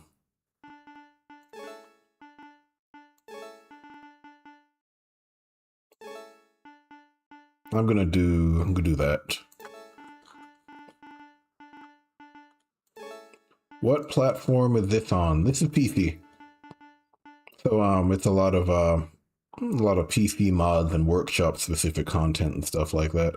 If you mean the game in general, Fire Pro Wrestling World should be available on it should be available on the PS5 via the PlayStation Store. It might be on Xbox. I think it released during the last generation of consoles, so it would have been like PS4, Steam, maybe Xbox. I'm not sure about Xbox, but definitely PlayStation and Steam. I'm gonna give him, just because it's such a rare move, I'm gonna give him that. And then I'm gonna do that, and then I'm gonna do I have power? I just generally do old school. I'll do that, and then I'll do failed shoulder throw, blah, blah, blah, blah. Just kind of going through the back end, looking at what I want to add. Just for some variety. Okay, sure. Yeah, all of this is pretty straightforward stuff. Like the 90s era guys, before the Attitude Era started, it's all pretty straightforward. Especially that era right before the Attitude Era kicked off. It's gonna be pretty straightforward, for sure. I've got the NJPW version from PS Store for PS5. Yeah, if you have it for the PS5, that's one of the consoles. So like the workshops aren't shared. So like the PlayStation will have its own workshop, Steam will have its own workshop. So like edits and moves aren't transferable, unfortunately. Yeah, but the PlayStation version's fine too. I mean, nothing wrong with it. It just has its own community of guys doing stuff. Like PC benefits from mods, but I wouldn't say mods are a must-have. I'm just a fanatic. So I've been playing these games for a long time. So like when you've been a fan for a long time, you want it all, you know? So but the base game is fine.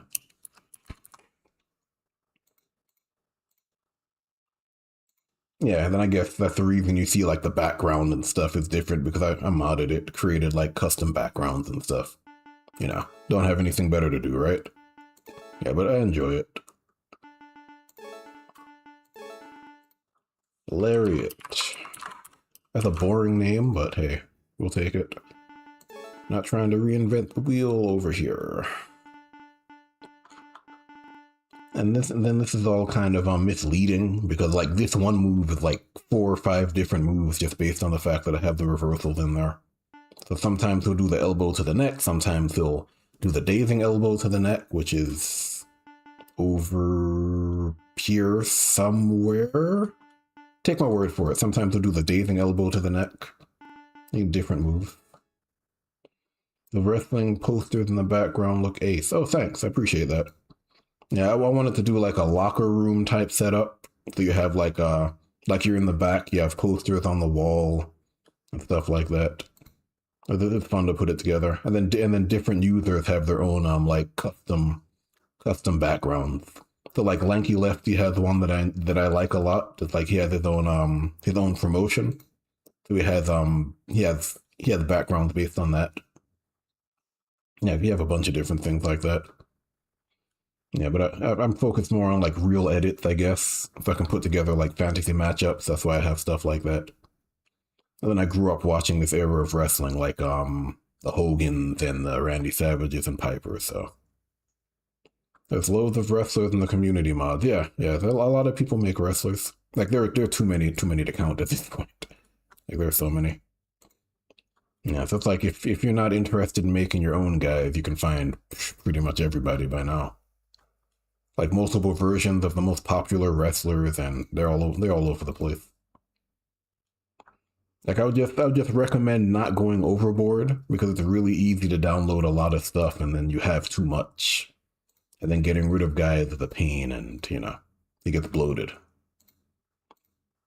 It's like I ran into that issue too. So I had to kind of pare it down somewhat. So I have like promotions that are a certain number, and that way I can kind of actually track what I'm using. So like, let me see. Let me just make sure he's done. There we go. Like even for like the WWF, I have like maybe 20 per era, and I go up to a certain era. So I don't have like every single wrestler in the world. Like if I go over here, like I have the Rock and Wrestling, which is Hogan and Savage, and New Generation, which is a little more just because I have a bit more lower level to mid-level talent. And then that, which is like the beginning of the Ruthless Aggression era, which isn't even a whole lot of guys. And if I wanted to do like a very specific Monday Night War thing, I have that over here. It's a decent number, but it's not like every single guy on the workshop, because you're only going to use so many guys. So you have like a mix. So I have like the Head Thrashers are down there, but so is like Ahmed Johnson. And then you go up to like Triple H and Angle and Mankind and those guys. Same for WCW, same for ECW. You have a nice little mix. So it's not just like a bunch of stars, but it's also not like everybody on the roster. So it's easier to manage that way. So if I go Axe and Smash, I downloaded loads too many so I could do the promotion versus promotion. Yeah, that's the thing though. It's like you can have like 100 New Generation guys, but how many are you really gonna use? That's why I like do whatever you do. Like, I mean, there's no wrong way to play it as long as you can handle it. But like for me personally, it's like I need to at least organize it so I can follow what's going on. So like I'll have a nice mix. I mean, I have the 1, 2, 3 kid, X-Pac before he's X-Pac, right? But also I have stars from that era, Shawn Michaels and stuff. So it's a nice mix. Stardom pack, yeah.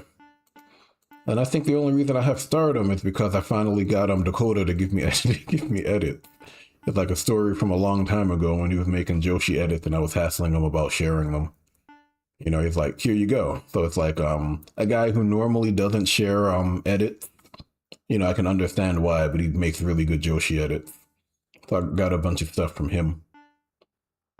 And he's a big Joshi fan, so his stuff makes sense. It's pretty accurate for the time. So you won't find it on the workshop, but it's also really neat.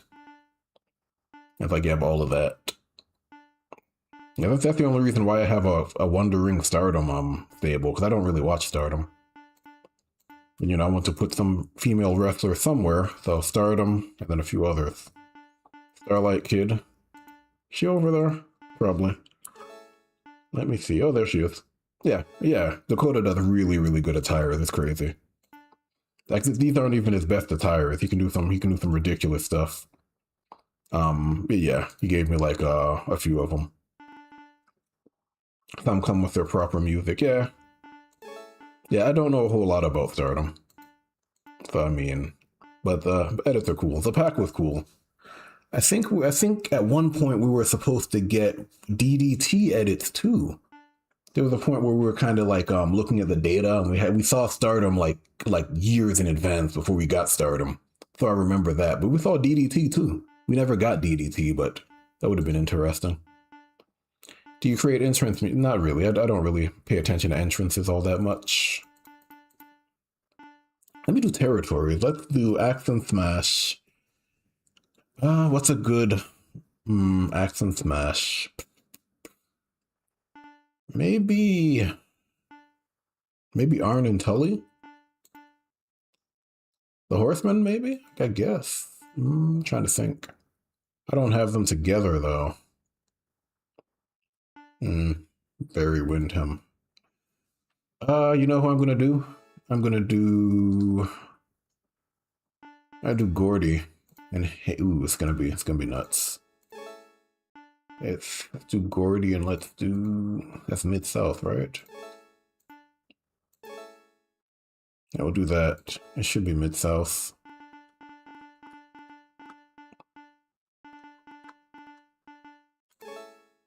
I almost don't want to do Michael Hayes, but can't remember who else it was. It was Buddy Roberts, right? Yeah, we can do that. Try to get era-specific matches going. Now we'll do the default. We'll do the normal referee.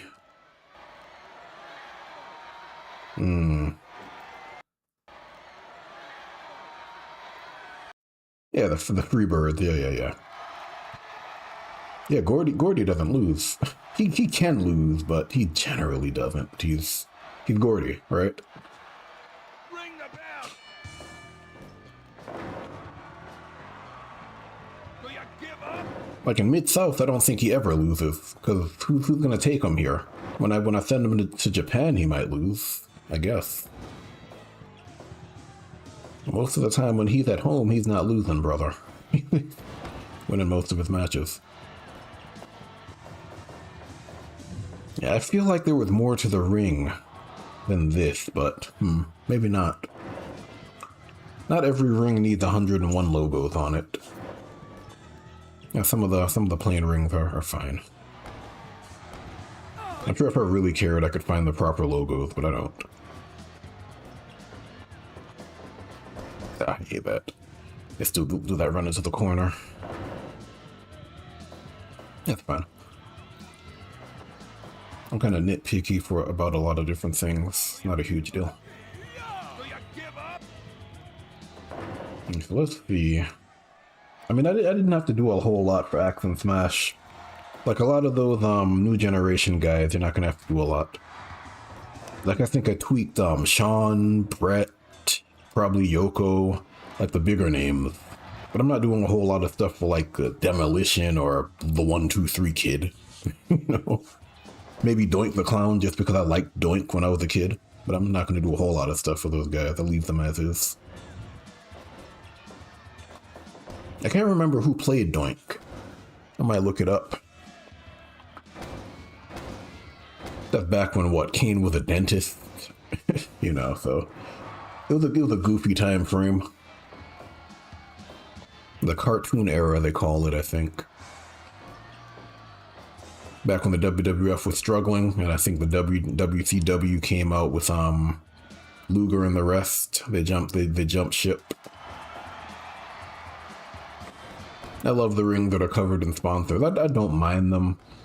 Sometimes less is more, though. Like, I don't think you always need to have a bunch of sponsors on it. Like, I know the modern rings are full of them for obvious reasons, but like the older rings. Like, I like the 90s ring. It has sponsors, but it's still pretty plain. You know, eventually they start to feel like MMA rings, where it's like every sponsor is everywhere. It kind of becomes too much after a while. Oh, the hip toss counter. Okay. That's a good one.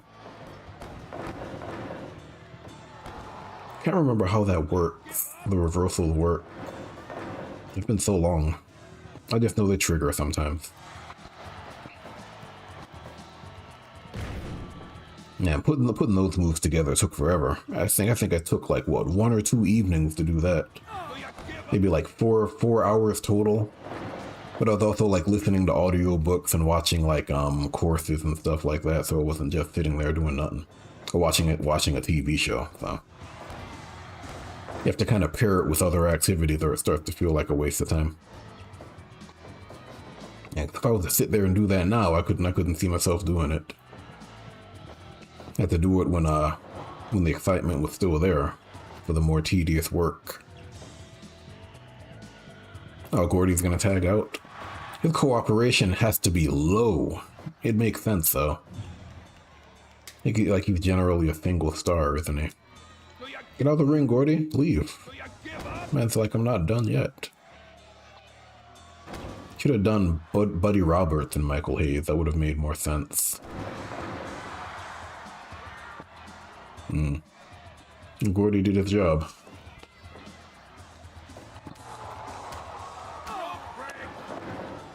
I was still down time.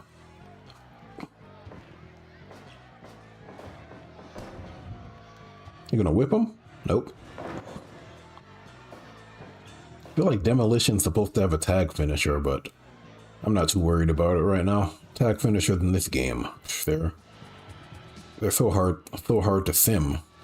Most of the time, I don't even care about them. I'm tagging the man back in. Okay. He's gonna get one more move. Oh. Yeah, he's gonna get one more move. Can you break it? Yeah, you can. Okay. It's a submission. Yeah. That's a no. Is it the leg? Oh, it's going for the leg drop.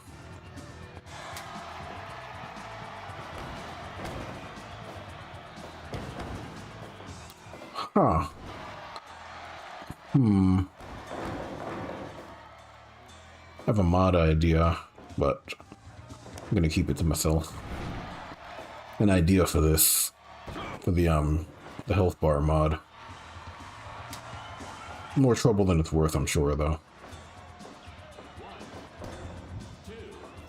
Oh, he broke out of it.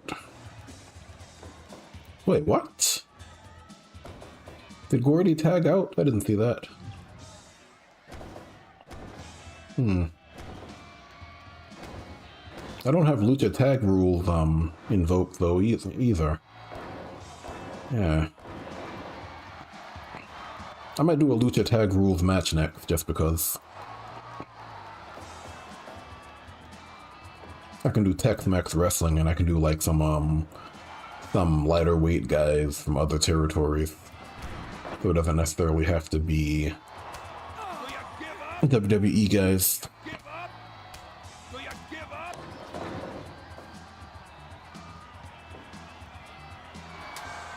What do we got? Hayes. Yeah, Action Smash getting beaten up, that's about right. I'm not surprised. Ugh. Right. Poor guy. You gonna hit him with a power bomb? No. It's coming though.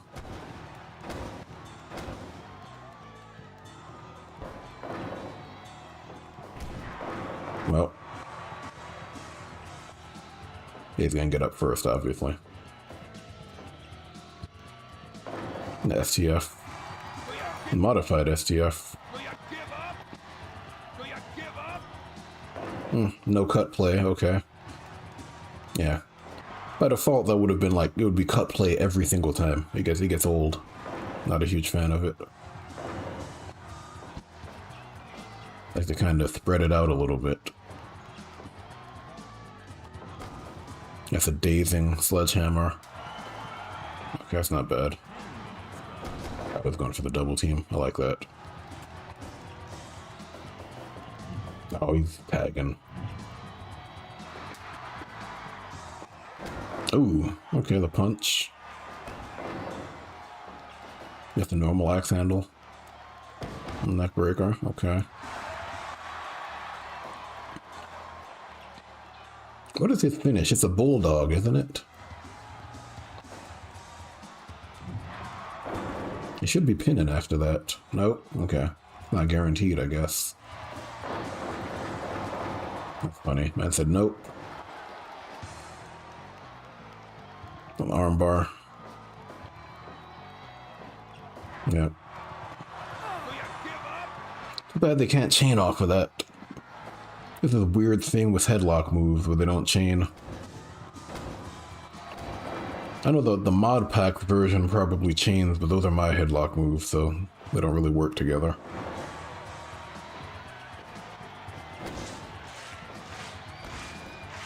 Don't they have the double team powerbomb? They should.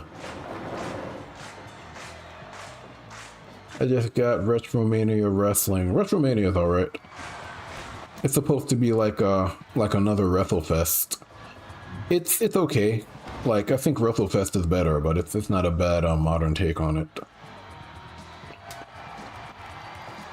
Like, I think the problem with Retromania is that it tries to do too much from a gameplay perspective, if that makes sense. It kind of loses arcade feel as a result, but it's not bad. I know the guy who developed it's a pretty cool guy. Like, he's willing to take feedback no matter how negative it is. You know, I can't remember. I think Mike is his name. He's a cool guy. Yeah, but it's fun. I see a reason to continue playing WrestleFest, if that makes sense. But I'll play Retromania on and off.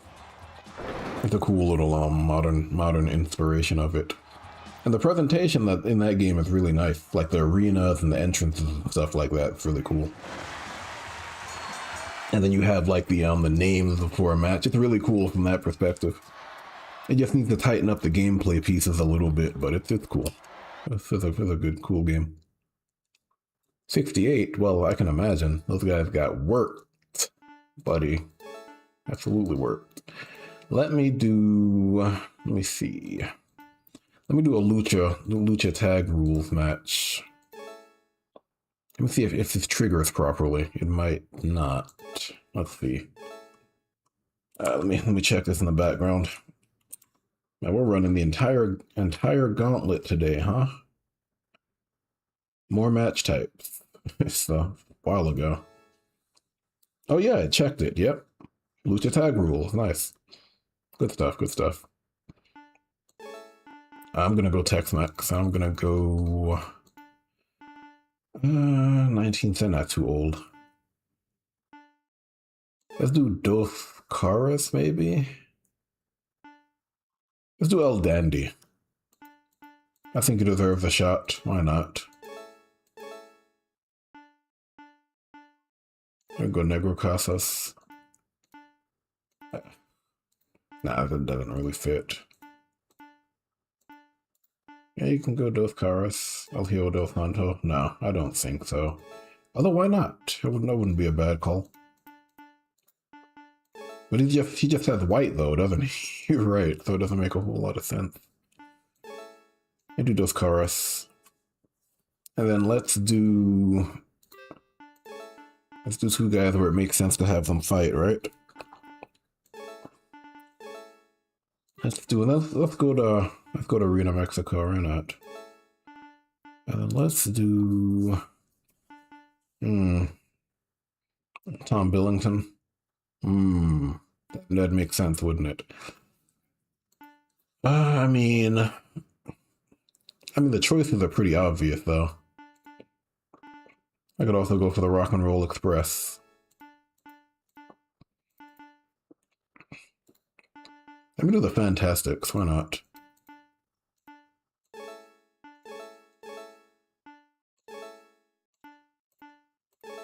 Send them to Mexico. I'm just testing Lucha Tag Rules. It's been a while. Oh my god. That thing's in the way. There it is. And we'll do probably normal ref. Yep.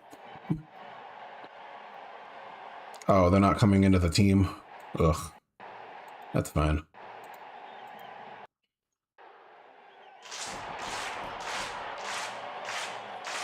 I think it's based on the arena, for arena.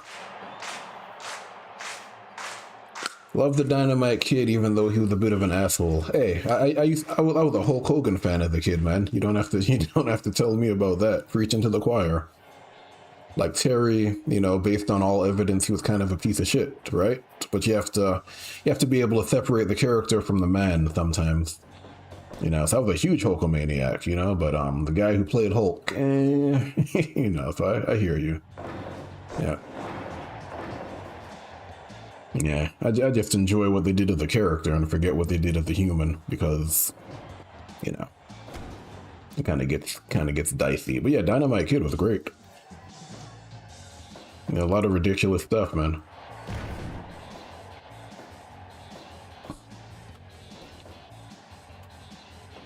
It's just a shame what happened to him later on and kind of messed himself up. I'm pretty sure his earlier career didn't do him any favors in terms of his health either, but, you know. And sometimes it just comes down to how well you take care of yourself. Like, look at Rey Mysterio. Like, he's been doing crazy stuff, too, for God knows how long, and he's still around. You know, obviously he can't do what he used to do, but he's still around, so. Just have to know your limits. Sometimes it's not worth burning out early, or, you know, what they call it, burning bright, just to burn quickly. Sometimes you have to pace yourself. Oh, we got 2 stars already? Well, makes sense. Guys love their luchadors.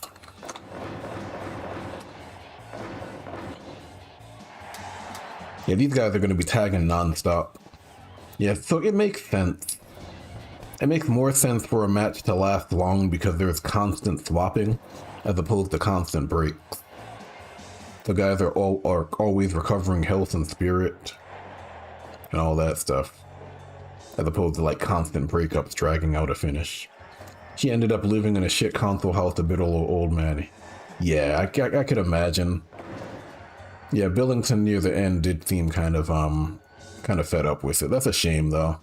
You know, we have the matches, we have the recordings of his earlier work, though. I generally look at stuff like that instead of looking at where they are now, you know?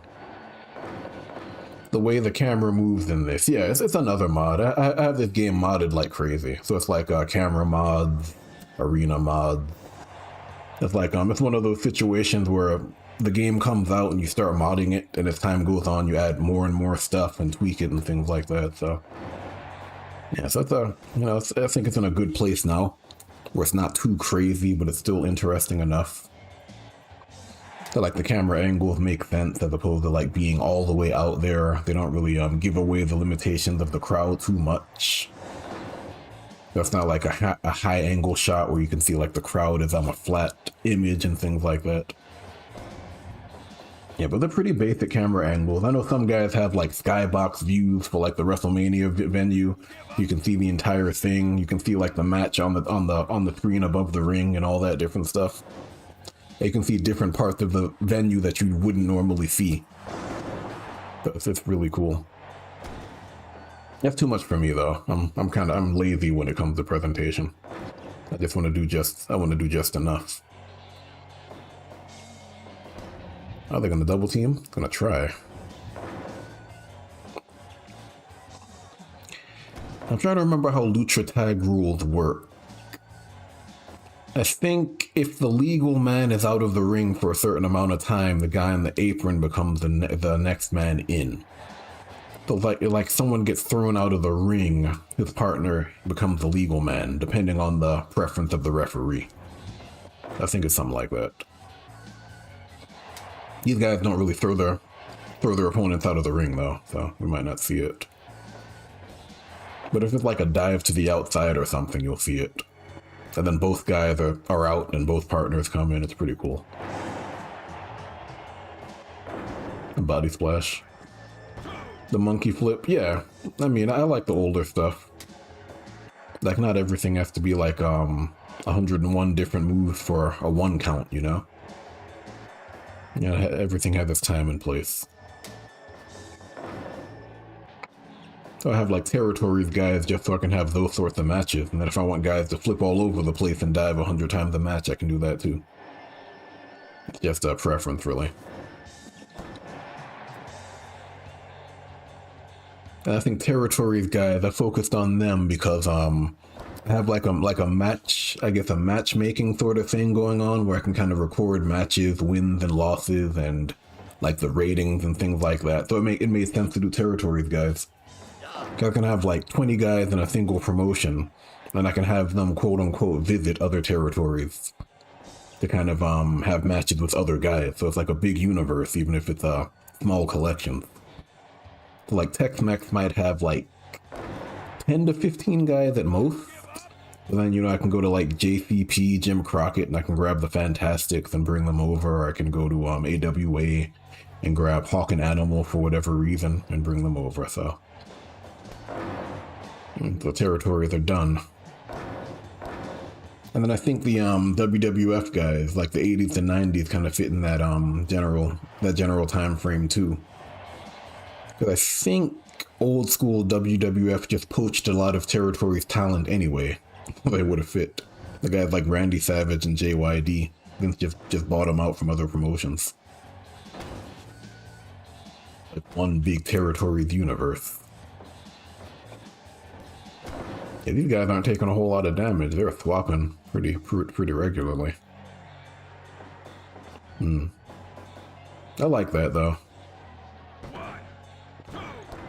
And then different tag teams will play in different ways. Some guys will be like the Freebirds, where Gordy wouldn't tag out at all.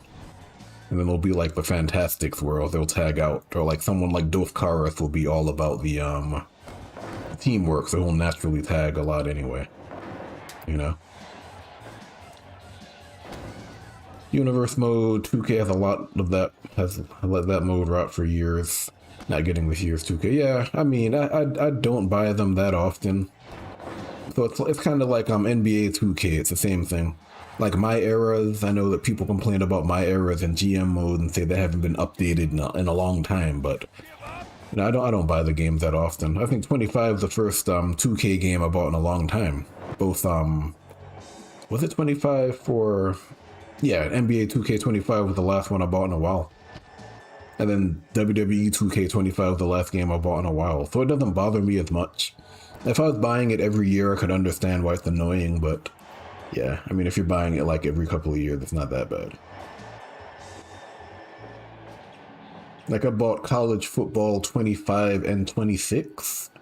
I mean, I kind of understand the whole issue with buying Madden every year, so I was kind of careful to make sure that it actually has changes I care about. So if the game doesn't have enough changes, I'm not going to buy it, you know? Yeah, so it's just, you know, it's just sports games in general. It's just you gotta decide when you're going to buy a new version. Does it have things you want? If it doesn't, just leave it alone and just play last year's game. Yeah, but Universe mode isn't bad. I guess you do have to kind of make up your own storylines after a while. Otherwise, it just kind of goes indefinitely. It's kind of like Fire Pro, only it also gives you frameworks to automatically build things up if you don't want to build storylines and stuff, which is nice. And I also kind of like it because it gets you involved with wrestlers you wouldn't really know about. Like there are a bunch of low tier wrestlers in the WWF, WWE that you'd never think of, and Universe mode gives you an opportunity to play with them and then learn about them to some extent. And you can also do like you can lock into a specific superstar if you want to do a career mode or something. That's neat. Yeah. And I also appreciate it because you don't have to deal with the monetization modes like My Faction. I think I've played it a few times and I'm done with it because, you know, what it's obviously a pay-to-win mode. You're spending money on packs or grinding for packs slowly, so it's nice to have options. It's not like you're forced to use it, you know? Even if they're kind of leaning towards putting a lot of resources into that mode, you don't have to play it.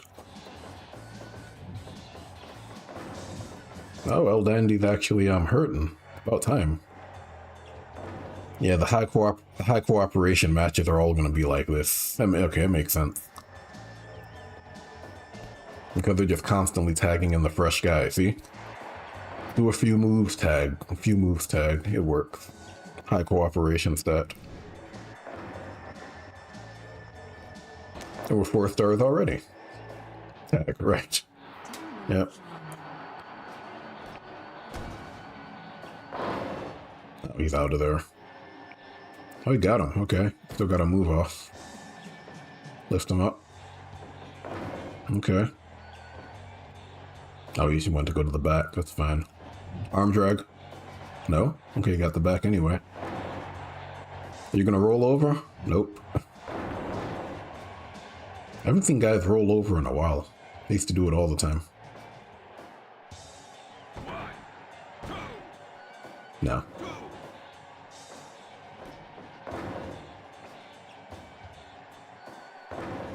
Oh, he's back. He's back. You gonna roll? Oh, nope. Well. Yeah, they'll roll occasionally. What I did, I wanted to make sure that they weren't rolling non-stop. I wanted it to be a surprise, you know? Like, I know they roll, but I don't want to know when they roll. Kind of kills the magic a little bit. And the tag, yep. And the Fantastics are constantly swapping. That'd explain why they haven't taken as much damage. Non-stop. Nice. Nice follow-up. Wait, waiting for him to get up? Nice. And the pin. That's a good combination. I like it. Tag team wrestling.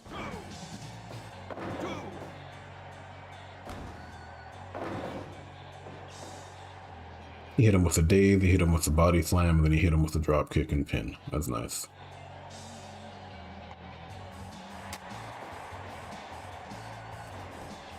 Oh. Okay, set him up. Oh, he got in the way. Come on, dude. He was going for the body splash. Can't do that. They're not in sync. El Dandy and Dos Caras. Not at all. I'm gonna go tag. Oh, okay. Further a little bit. There it is. Flying cross chop. Pin. Yep.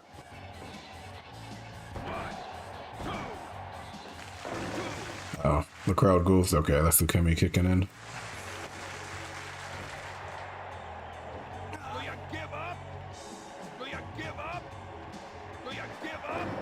Let me try to tag. Yep.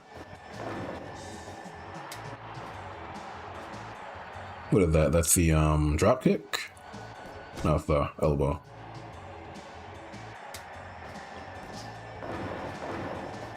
What is that? Oh, not in sync at all, these guys. Well. Yeah, well. Someone is gonna dive. Oh, okay, okay. You got a double team. Nice. He's going for it now. A senton. That's a pin. Get in the ring. Oh, those Caras. I think if Fulton's gonna use all of his cut play attempts at this rate.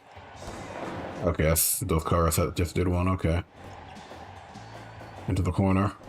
Ooh, double team. Oh. What is that? Okay, the palm strike.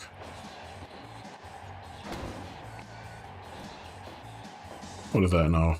Palm strike again? Oh. Bump. Gonna run away, yep. And those Caras recovered a lot of health, a lot of spirit. Oh, you're screwed. Not saving you. Nope. Trying to... Okay, got him. You gonna pin? Yeah, it's the pin. Yep. He's in the ring. Okay, they got the win. Nice. Late kick out, but we'll take that. That's good. They get to record the win. Yep. And the Fantastics go home, and they're fine. Let's see. That was Lucha Tag Rules. I feel like I should always have that on. Oh, maybe. Let me see WWF guys again. Yeah, I'm done testing the tag rule stuff now. Let's go back here.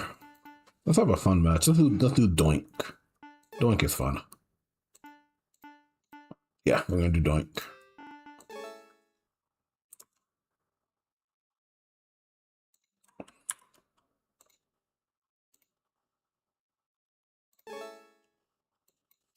Doink the Clown. Reminds me of the old WrestleMania, the arcade game title, way back in the day.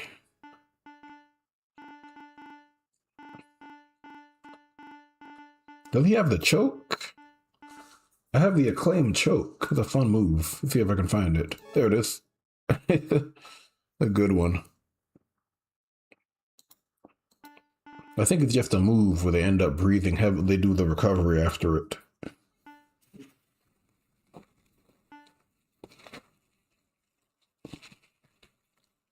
Oh yeah, the crowd getting into it's fun. I like how it slowly ratchets it up. It slowly ratchets up. It's always fun. And then if it's a dud, they'll let you know about it too, because they just won't be into it at all. That stump puller, standing clutch. Yeah. Does he have the whoopee cushion? He should. What was his whoopee cushion? Was it the running? Was it the senton? Maybe. I don't remember. Yeah, that might have been it.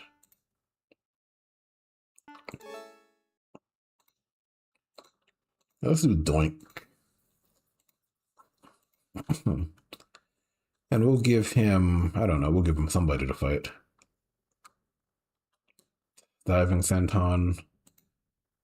I mean, they're all the same thing, aren't they? Diving seated senton, 100%. Yes, sir. Pin at the head. And that's also a special move.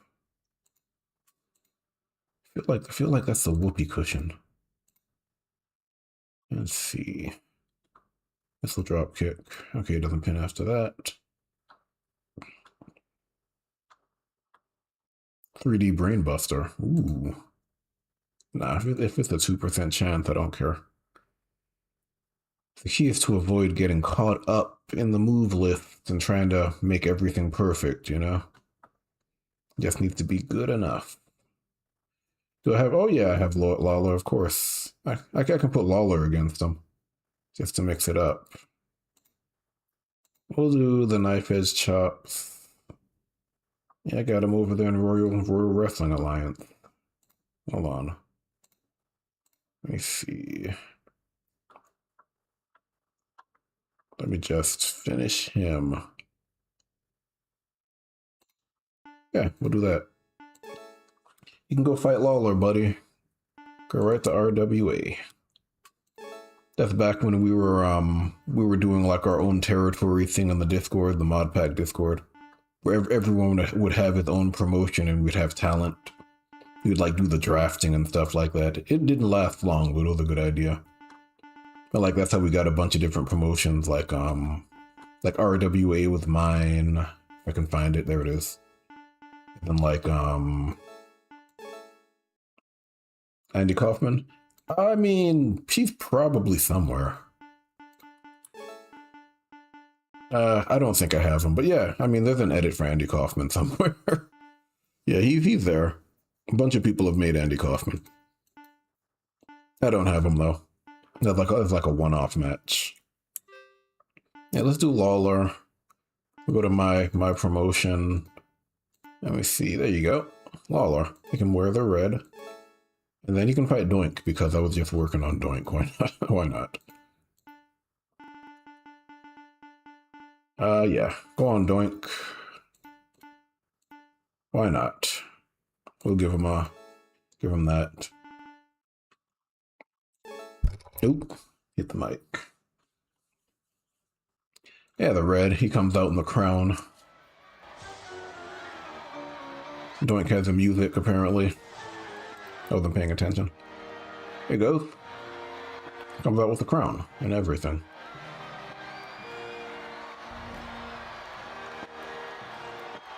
No robe, because robes in this game suck.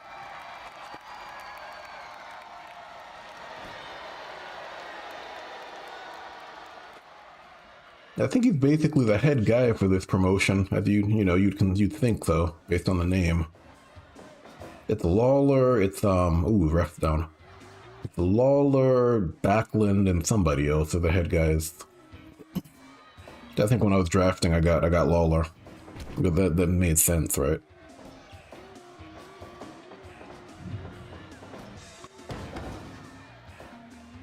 Yeah, then I think I put Rocky Johnson in there too. Like Kansas City Kings logo. I'd imagine Lawler will win this, but I don't know. We'll see. No guarantee. Breathing's already down? Oh.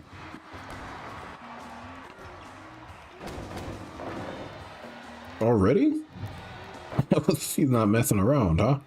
Alright, well. I think we're ending it now. That was early. I said you put me into the ring with a literal clown. Like, nope. Not having that.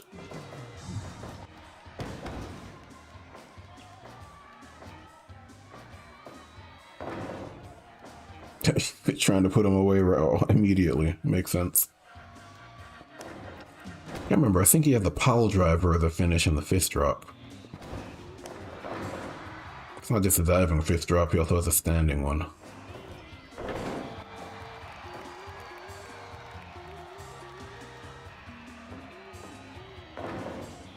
Yes, fist drop. Yep. The running fist drop.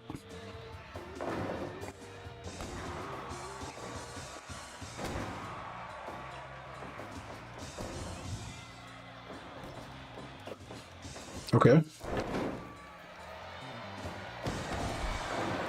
Oh, I forgot he had that move.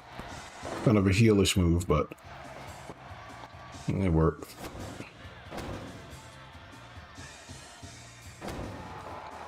I also like the way the star ratings slowly build up. So if the match is a stinker, it will never move from the 1 star. If it's really bad, you don't get any stars. I think depending on the venue, you have different criteria for ratings. I think this is the American venue, so it's pretty lenient. It was something like Kings Road or something, and it was a squash match. You know, that would suck. You can go again. You can fist drop this time. Yep, and then pin.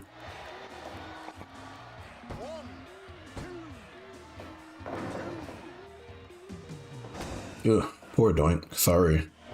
I just wanted to test him. Oh.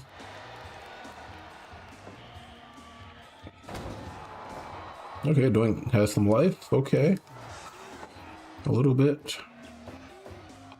Never mind.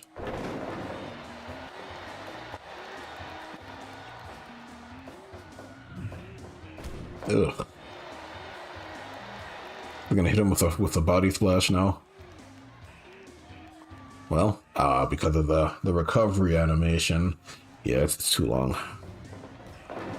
Yeah, body splash.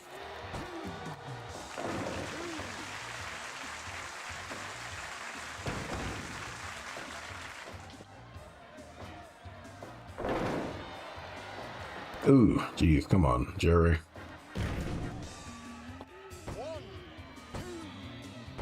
Well, that's about right. Man said, nope, not with a clown. Shoot on him, not with a clown. And 68. Low blow. Sorry, Doink. That's how it goes sometimes. Sometimes you get squashed. Let's see what else I got. Let me see. Da-da-da. Ooh, it's Tatanka. I want to do Tatanka. I used to like Tatanka. It was fun.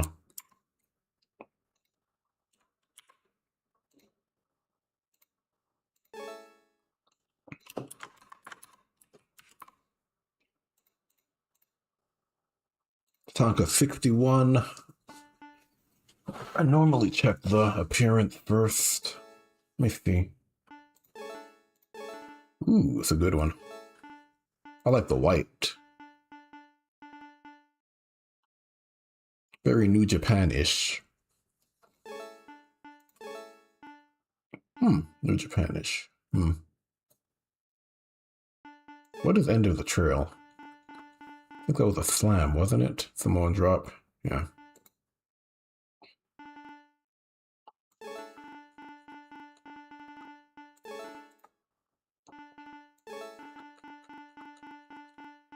Samoan drop.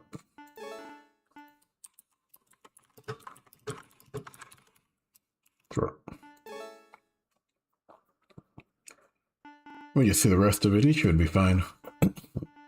Shouldn't have to do much with him. Nope. He's fine.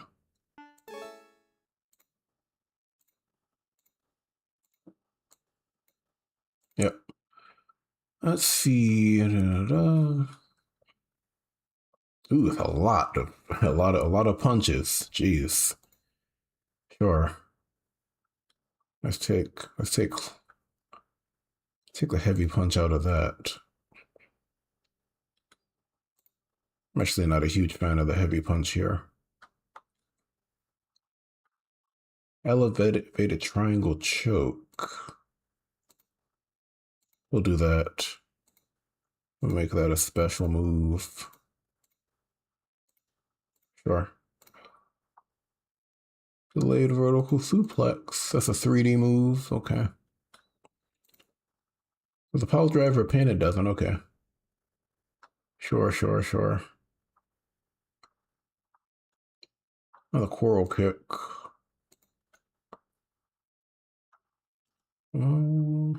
Corner move.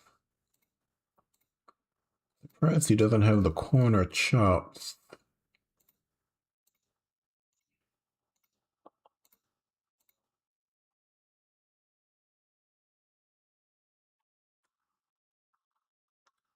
Yeah, it's fine. Okay. And what else? Oh, what did I just do? Okay, done. Nice and simple. He's 1961. Let's put him in there with Luger. Why not? We can actually go to WWF here because they were both in that promotion. Let's go Luger. Tatanka. I don't remember that gimmick. Another different one.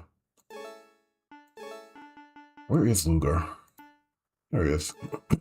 Lex Express. Oh, this is Jim Crockett Lex. I might have the other one. Let me see. Do I? Yeah, I do. There he is. Ludwig Borga. I don't think I have him. Yeah, like I have a few guys. I have maybe 30 guys here, and it's a nice mix, but it's not every guy. That's not every wrestler from the WWF at that point. I'm gonna do, if that's Tatanka, I'm gonna give him Luger, but I'm gonna go ahead and fix up Luger. I knew I had a 90s Lex. There's a Horseman Lex, and there's the cartoon Lex.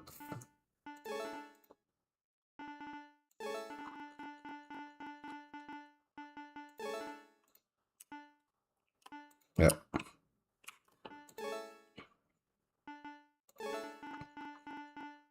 It should be pretty simple. Yeah, already looks like he's done. 12 replacements and old school. I'm almost tempted to give him pro wrestling. I don't normally give it to the old guys because it's more modern pro wrestling. That's when they have the convoluted spots and stuff like that. It's a little different. Striking lariat. Nah, yes, he's a lariat. I take away the heavy punch. Yeah. Okay, what else? Power driver, does he pin? Okay, yeah, I've already done Lex. All right, okay. Yeah, I've done a lot of these guys already. I just didn't mark them as done. So he's done, actually. A lot of figure 4 leg locks. Jeez. I gave him the 80 stomping. Sure. Why not? 80, yep. Okay, sure.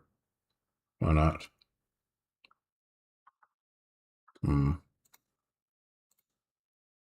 Whip and running attack. I really should have checked first, but it's fine. Yeah, done. There you go. Took no time at all.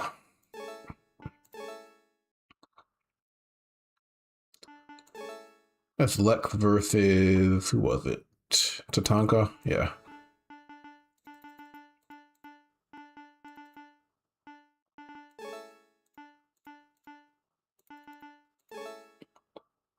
He's really strong though, as you'd expect. Oh, right, he has the headdress. That's cool. Yep.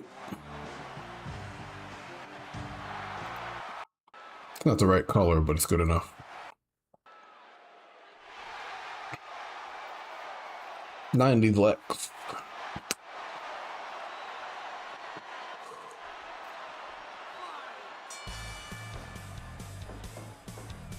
No grapple.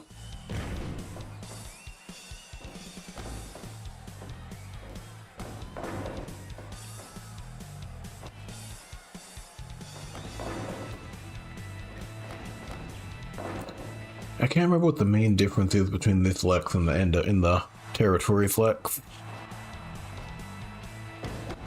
Yeah, more showmanship from 90s Lex, I think. Territories Lex is grittier. More Smash Mouth, if I remember correctly. That might be the difference.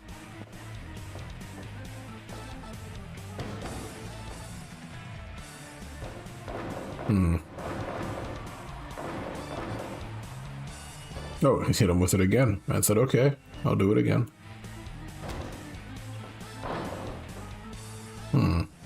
Oh, reversal, okay. Yeah, Lex is way up there, though. He's right under Yoko in terms of power.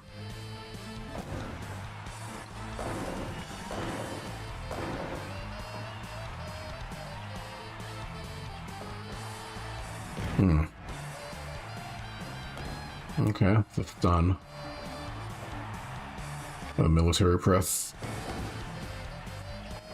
Straight off the Lex Express after visiting sick children in hospital. Exactly. Exactly. In the crappy jacket and all. Yeah, that was ridiculous. The Lex Express. Yeah, that era of WWF was really weird. It was weird. Oh, the press slam.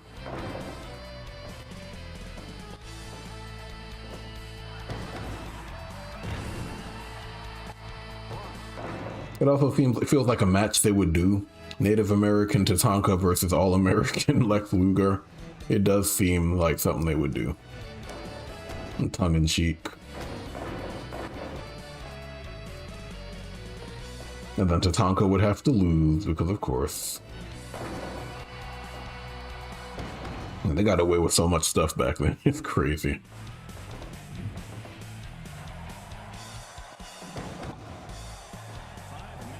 I feel like his breathing should be a little worse. How's that, the headlock? It's too bad he can't chain that specifically. You have to do it out of a normal grapple.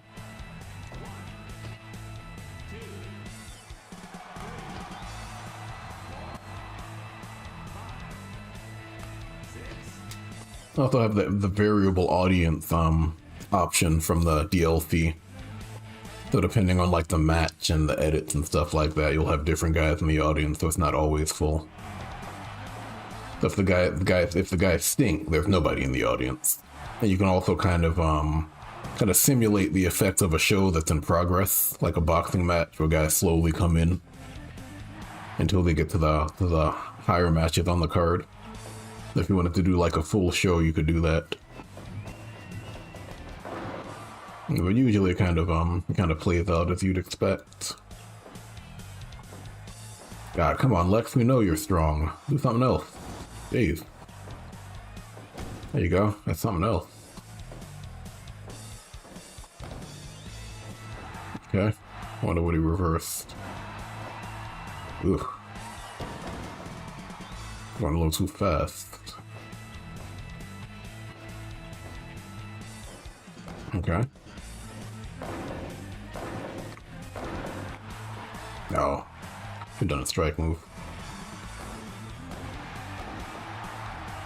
Kinda overusing it, buddy.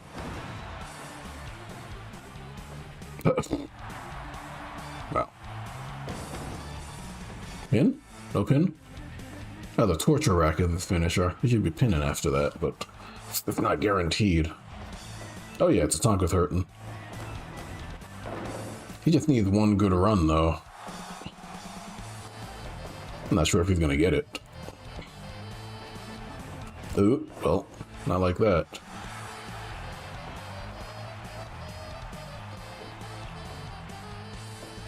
Alright, it's a start. A good time to pin.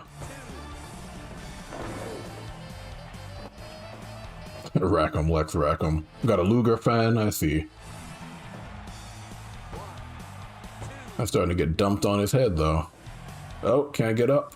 Well, Lex gassing out. Oh, never mind. Playing possum.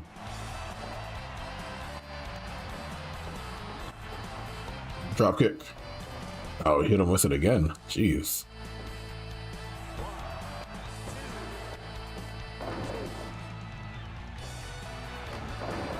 Yeah, these guys need to breathe.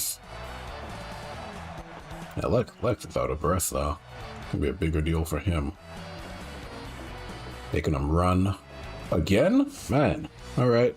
Oh, nope. Sometimes you'll get a sequence where they're hitting their finishers over and over again, even if you set it really low.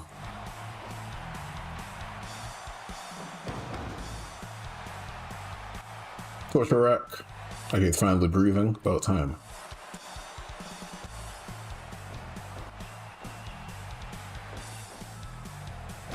Okay, strike exchange.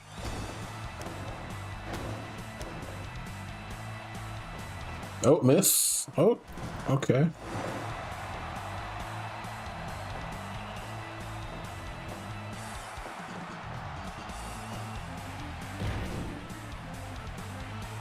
Coming down to the end.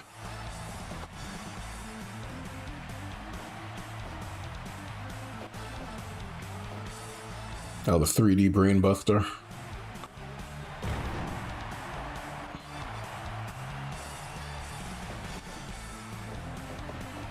Again. Oh, the chop. Yep. Every Native American wrestler has to have the chop. Oh, he got it. Pile driver. No, that wasn't it. So the torture rack. But he'll pin after that. It's a finish for him.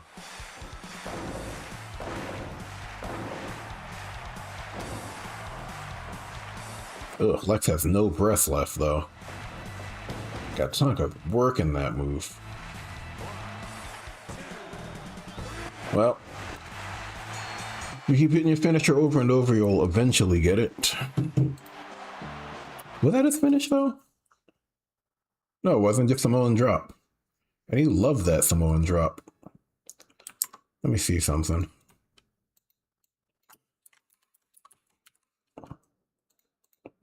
Buddy, you have other moves in your arsenal. Let me see. I know, right? Samoan drop, Samoan drop, Samoan drop. 27. That explains that. That is huge. Man, that's crazy. Yeah, he's gonna pin after it every single time, sure. But, man. Oh, that's when we go in here and we make a change to something else.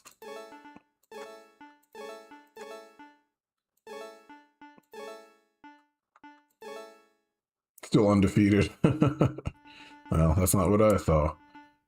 Yeah, it's let me see. Jumping DDT. Running jumping DDT. And let me see. Yeah, like feel like I'm just cleaning this up.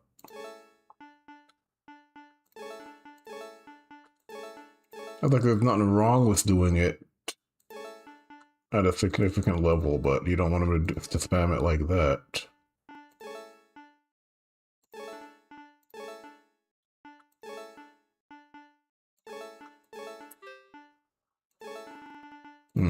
That would explain it. The hammer throw.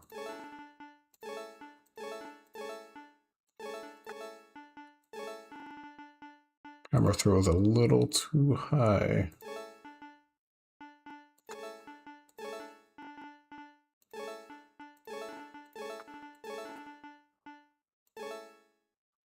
Yeah. Just gotta go in there and clean it up a little bit. There you go. Tatanka. Not gonna run that match again, though. Let's do... I wonder if Yoko's done. He might be finished.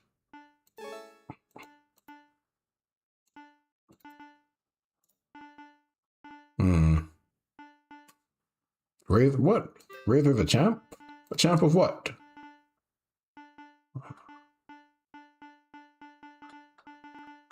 All the titles. Oh, the Intercontinental champ. That makes sense. Sure. Let me see.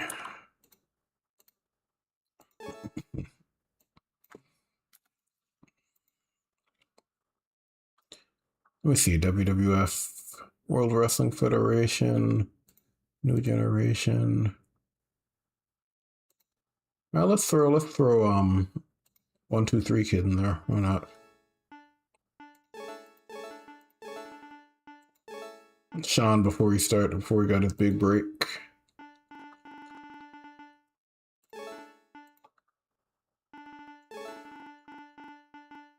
And he was young in this match, so he was basically a jobber, wasn't he?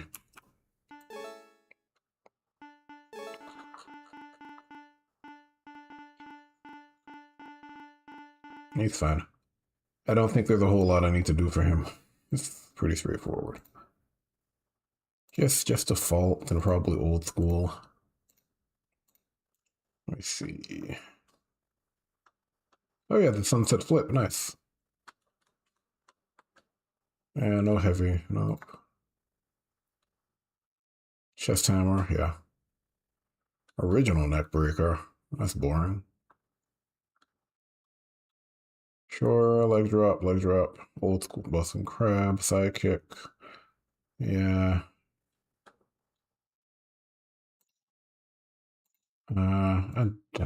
He could do that. Okay, sure. Didn't he steal Roman's gold chains? Who, Sean? In real life? I don't know. I haven't really followed WWE in recent years. I wouldn't be surprised. Like, a lot of these guys fall pretty far after their career. Yeah, I'm not sure. Let's do... I don't want to put him against Razor. That's so obvious. Why not? Let's make it our title match. Why not? Razor's a champ. Why not? You can give him a shot. 1, 2, 3 Kid stole him. That's unfortunate. I'd hope not. Yeah, but 1, 2, 3 Kid is from In Story. What? He's still around? I didn't realize he was still there. I thought he was backstage, if anything. You sure? That's X-Pac, you know. The guy who played X-Pac is 1, 2, 3 Kid.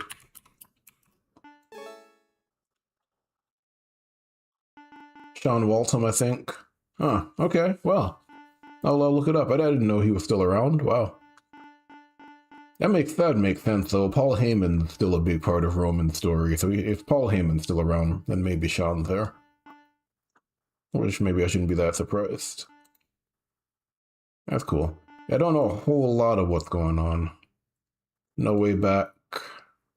Yeah. Yeah, I'll take a look at it. Let's give him pro wrestling. God, I should have given Sean karate. I was thinking about it before, but too late now. The bad guy. No, we're not doing heavy punches for them. Chest hammer. Okay.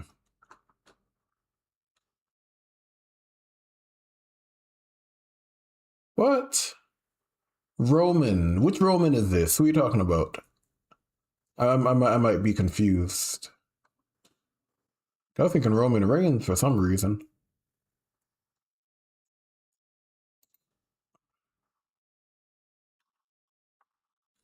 That looks broken.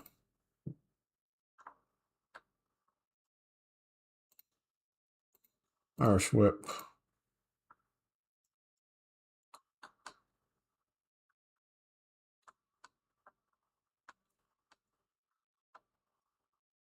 All right, that's that.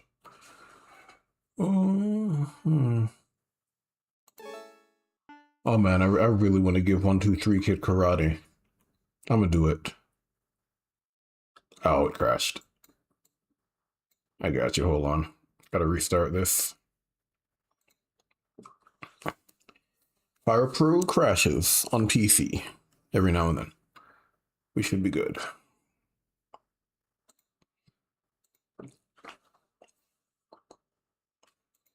And I need to give 1-2-3 Kid karate as a default replacement. IRS to retrieve Razor. Yeah. There you go. I gotcha. Yeah, I think he did steal Razor's gold chains. Got it. Yeah. I like Roman. No, but yeah, Razor Ramon. Yeah, because he had the chains. I remember. Man, IRS. What a crazy gimmick. Yeah, WWF had some weird stuff going on for sure. And of course, he was a heel because nobody likes doing tax returns, right? Yeah, it's funny. Let me see. There we go. Let me see Razor. Let me make sure that actually saves the number 1 because it can be weird sometimes. Did you save? Yeah, he saved it. Okay, let me go back to 1-2-3 Kid. I just remembered I have karate. Yeah. Give him karate.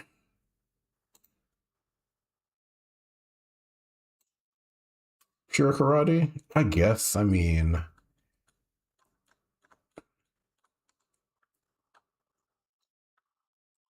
it's not like he's gonna get a whole lot of stuff though. Not really. VK Wall Street gimmick. VK Wall Street, right? Oh man. Yeah, it's ridiculous. Crazy times. I don't think he counts as a technician. Yeah, we'll call it there. I don't know if I have IRS. I don't think so. If I have Papa Shango, I probably do. Let me see. Oh, no, I don't. Boo. Well, I probably had him at some point. That's fine. Title match. Why not? Where are you? Ooh, all the titles. There you go.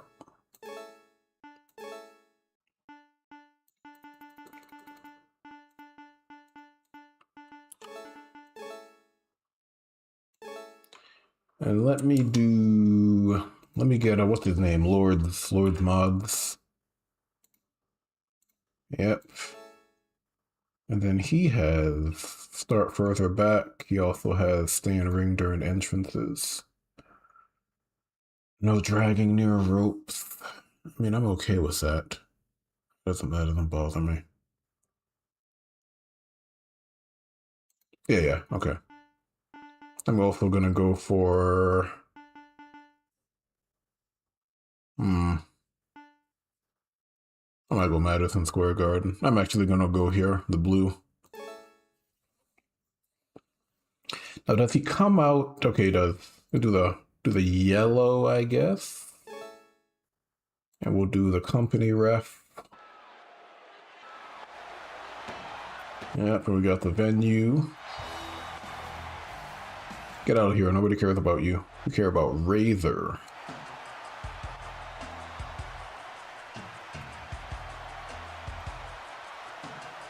Oh, guess what? I just realized I messed this up. My bad. It's the wrong venue.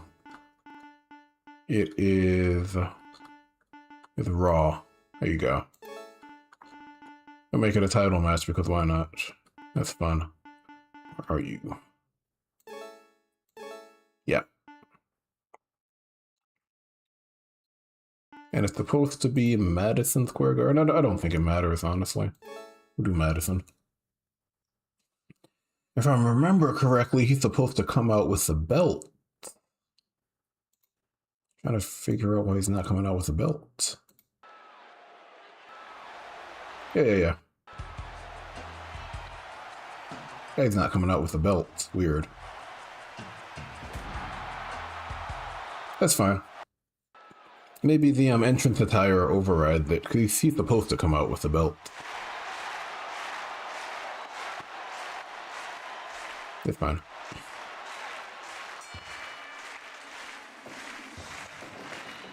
Yeah, it's Raw's War, right?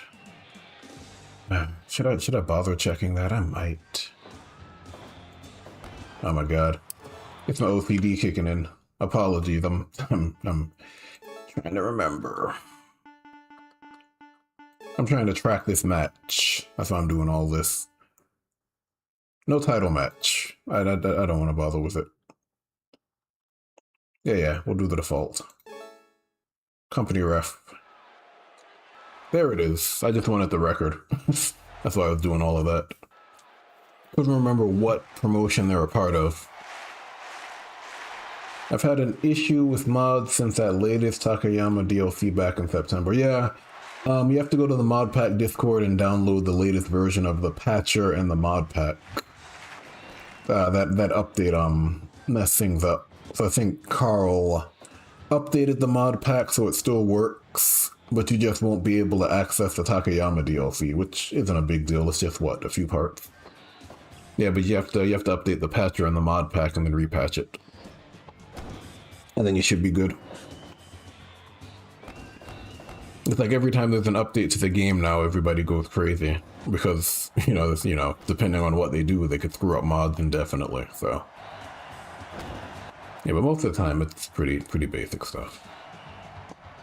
Do you give up? Do you give up? Do you give up? Let me see. No problem. Yeah, trust me, there was a time when they were doing the, I think that the jump from early access or the initial DLC or something, and we basically called it the Fire Pro Community Civil War.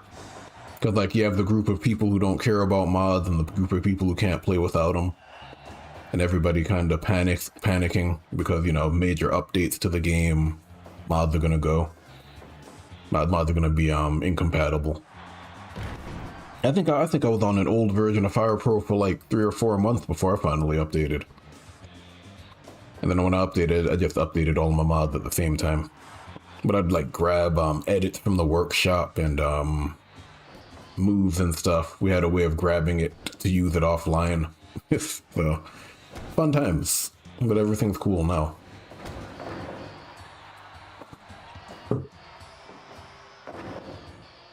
That's one of the issues of when it comes to modding any game that's still in development.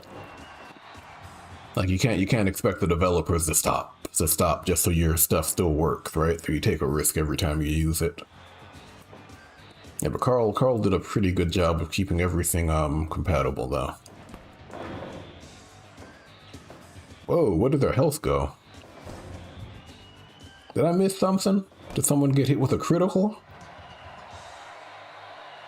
Maybe.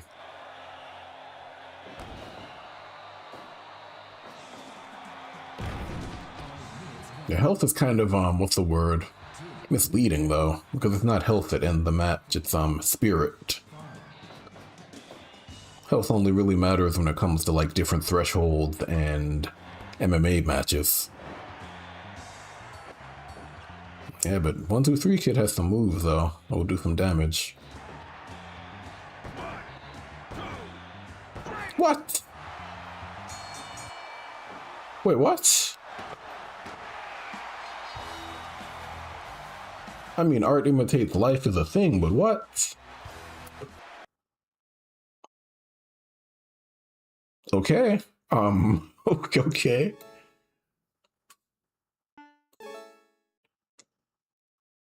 Hold on. I gotta take a look at something. There.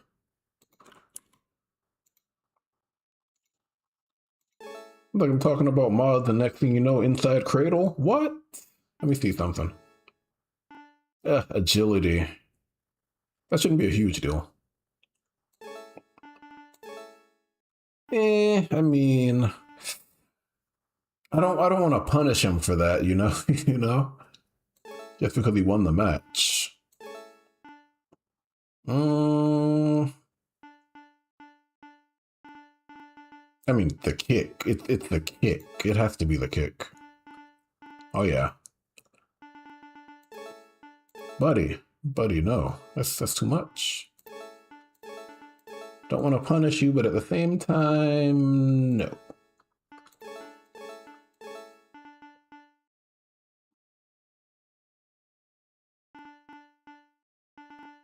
Mm, mm. I mean, entertain doesn't really matter, though.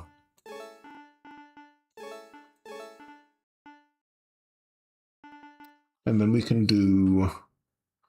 I want to give him one more. I guess.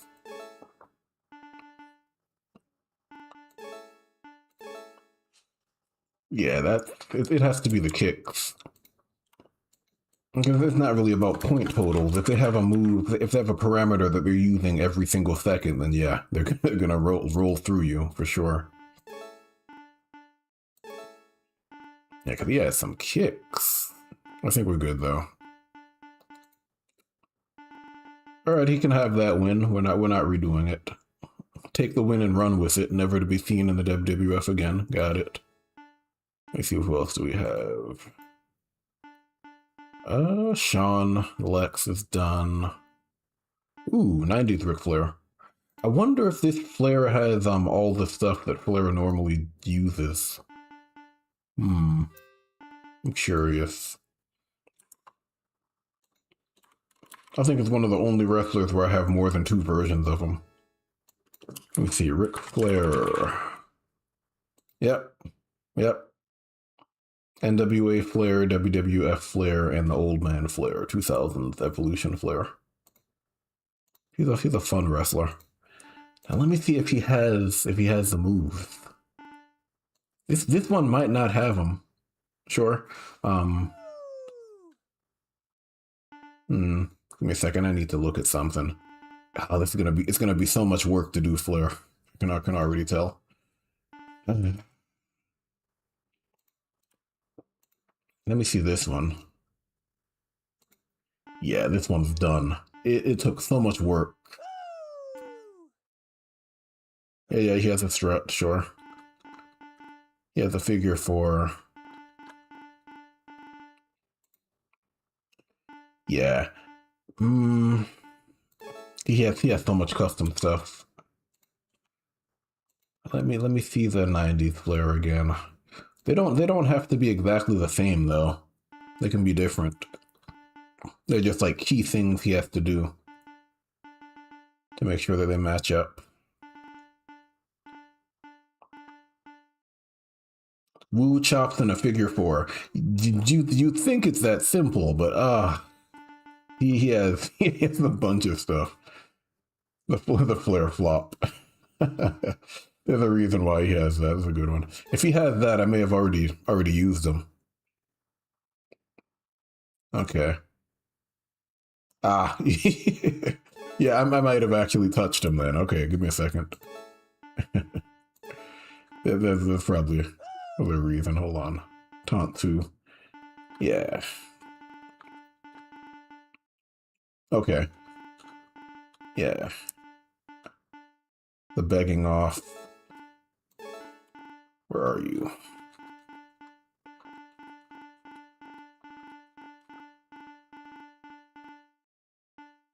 There you go. That's one. And the other one. Oh god. He's going crazy with it now, the woos. Okay, we go. Okay. And then let me see. Right, he has the 3.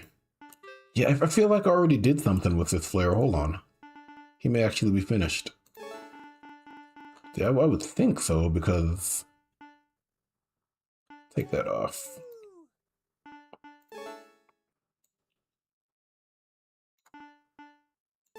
Yep. There's a lot of that going on in this match, man.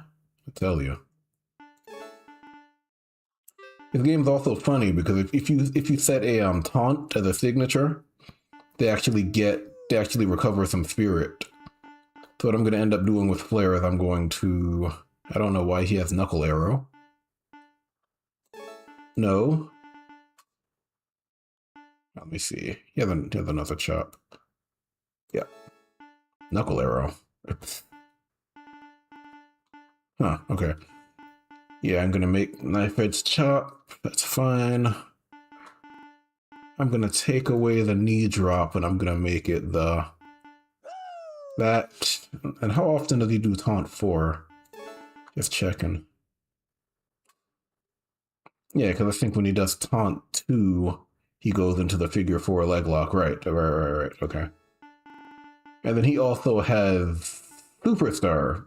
So if he does a taunt before he does his finisher, it gets a boost. So it's like he does the shout. A low blow? Yeah, probably. As a signature. He should have that, shouldn't he? It's somewhere. I'll be surprised if he doesn't have it.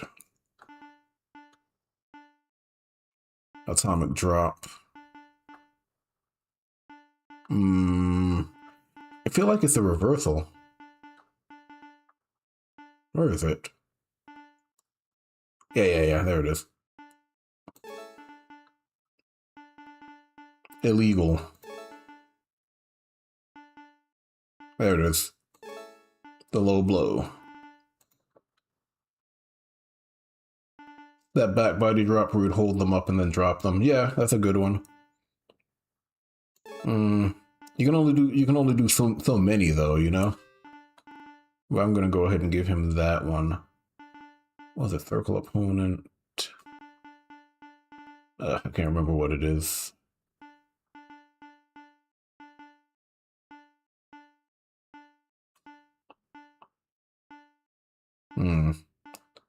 It was circle opponent. Leg lift, drop, back drop. Ugh. I haven't been in here in so long. There it is, opponent back. Yeah. I'm actually gonna turn that down. I don't want it to happen all that often. Yep.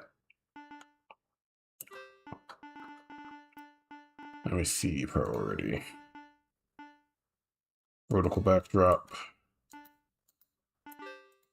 I mean, Faith Rake, Auto Chop, Manhattan Drop.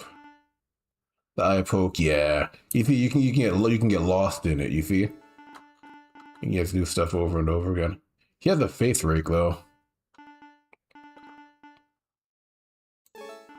Kind of feel like that's enough. Yeah. I'm gonna leave it at that because it's like I have this flare, but I also have the prime flare too. How often does he do that? Not often enough. That's fine. I'm actually gonna do.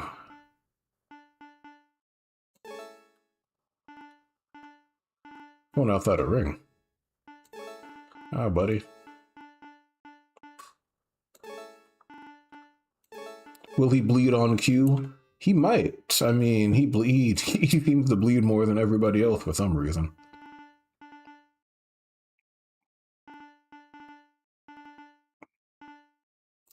Yeah, I got it. Okay, so let me just check one thing. This will tell me whether or not I've actually done anything with Flare. It's gonna seal it. Let me see the corner moves. Because if he has the move I'm thinking about.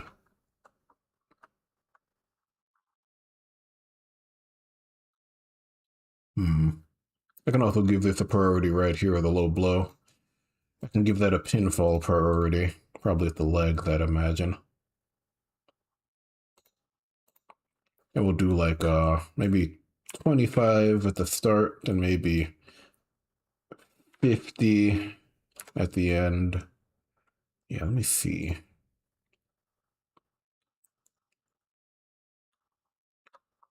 Okay, corner strike rush.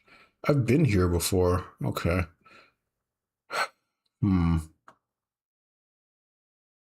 Yeah, he's missing. He's missing the move. Okay, give me a second. See if I can find it. I remember I was so proud of this move. It's crazy that I don't have it. What was it again? Was it entertainment? I mean, that's one. That's one, but that's not the move. Ugh. Yeah, there it is. Right. That's the move.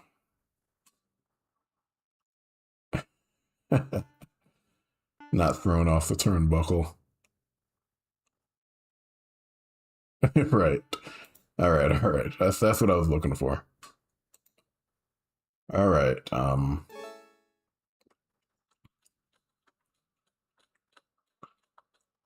Let me just do that. Is it a corner grapple? It can be the chops, and then it's throwing off the turnbuckle. Add move. Yeah. Not thrown off the turnbuckle.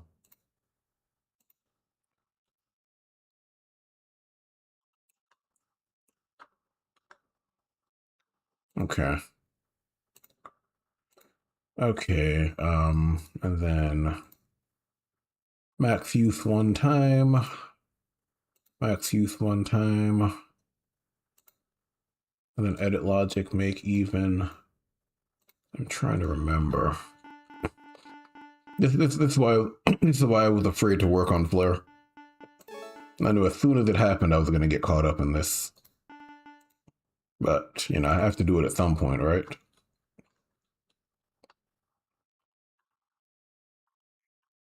Let me see. And the turnbuckle clothesline.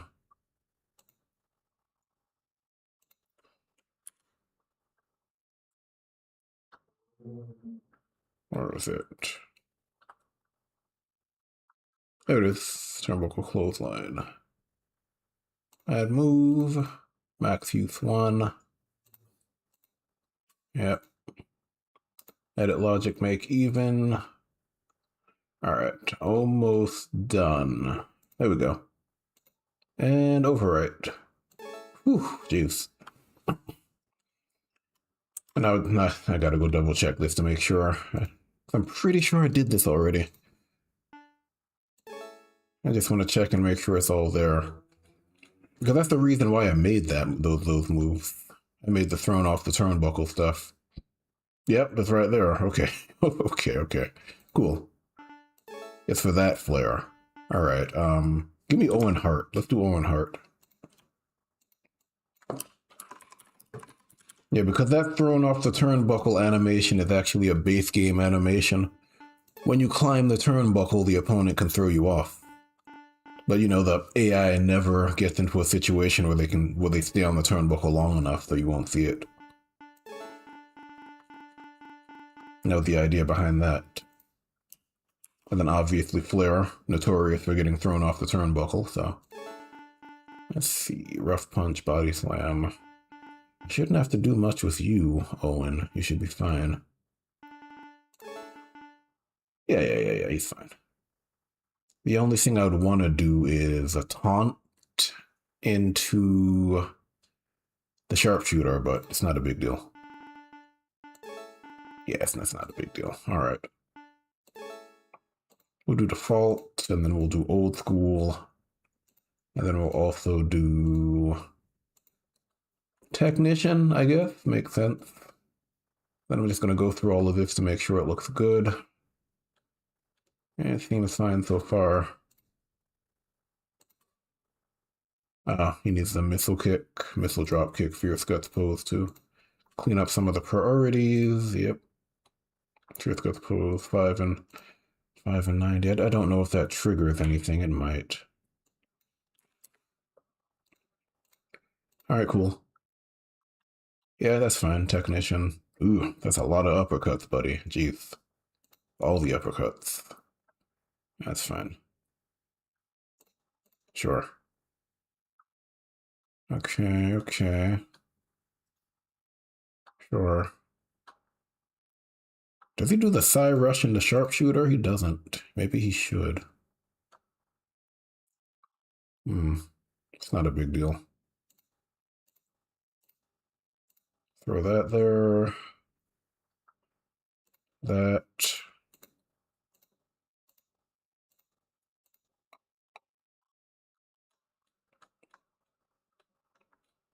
Oh, we got the Street Fighter 3 win poses. Ugh. Seemed like a better idea when I did it initially. There we go. Now we can actually get into a match. Fun times.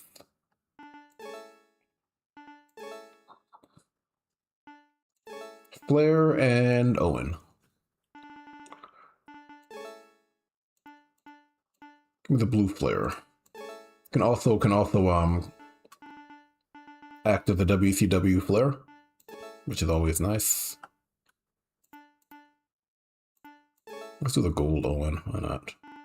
Let's go to Karak Owen. Why not? Yeah, but the Prime Flair has everything. Jeez. I lost 4 times. Owen's lost 4 times too. It's alright. Oh, no strut. It's random. That's fine. Yeah, the NWA Flair is more elaborate than this one, but they don't all have to be the same. And then the Evolution Flair is probably done already. I don't think I have to do much with him. It's obviously limited. I don't even think I'll give him the thrown off the turnbuckle stuff just because he's old at that point. Just to differentiate it a little bit. Oh, he might have gone for it immediately.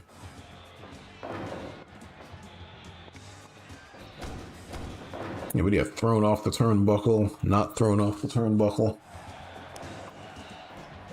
Oh, he had all the uppercuts.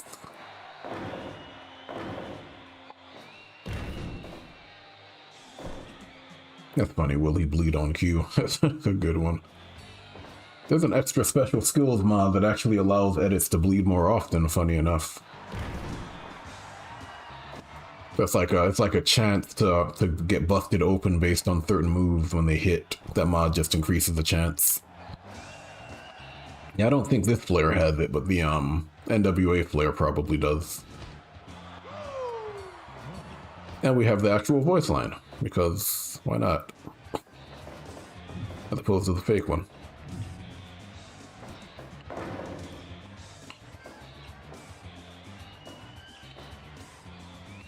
And short hair Owen. Oh, is that a pin? Nah, too early for the pin.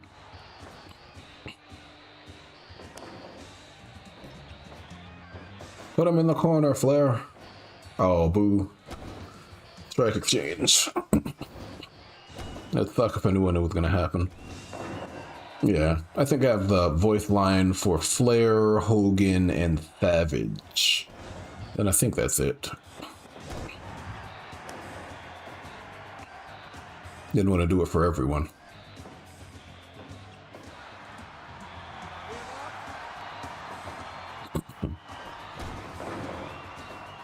He had all the uppercuts. Reverse it. Oh, boo. I can't remember why I made throw off the turnbuckle. Alright, for specific matches. It's like if X guy is fighting Flair and he gets in the corner, do that move. If he's fighting Steamboat or something, he has the condition to do the throw off the turnbuckle every now and then. Just to mix it up, which is pretty cool.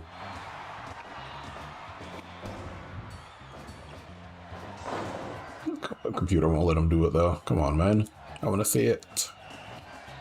Also like the fact that there are 2 versions of it, so sometimes you'll get the you'll be able to follow up with the dive, and sometimes you get thrown off. I think I've had a situation where he actually did the dive, punched him in the face, dazed him, and then actually did a body splash. Oh, no cell. No downtime. He's trying.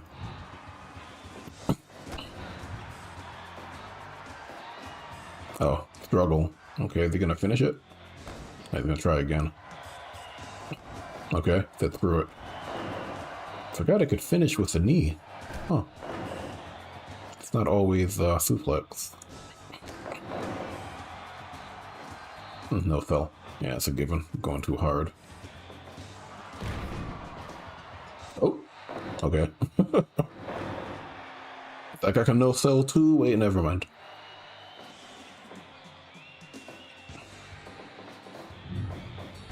Oh, timing, timing.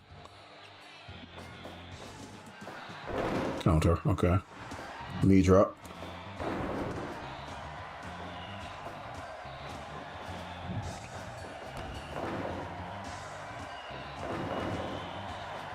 But gassing. Not in his prime anymore. Buddy, you gotta breathe.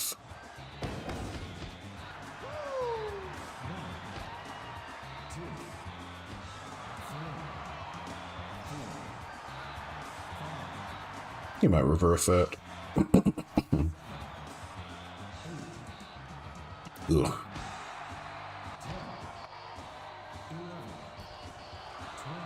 Oh no! Oh no! Get in the ring, Flair. Oh, I'm going for the dirty win. I thought they were stuck in the back switch loop. Oh, no. Okay.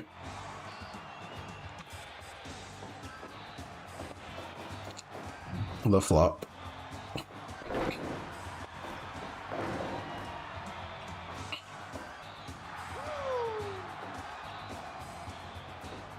I think that one increases spirit. So every time he does it, he gets a little bit back. It's not a ridiculous amount, it's a little bit.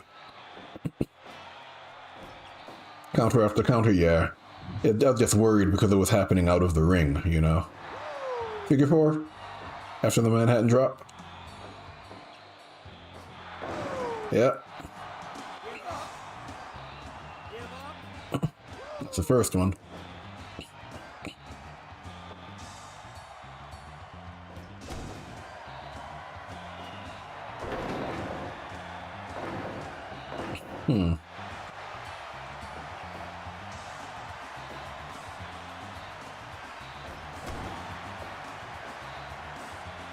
Oh.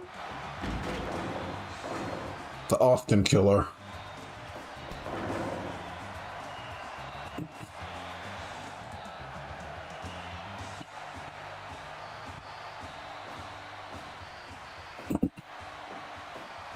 My God, man really doesn't like his neck.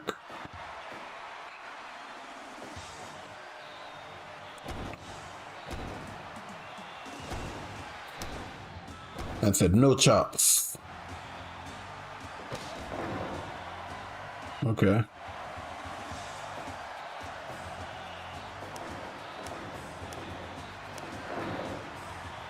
The neck chops.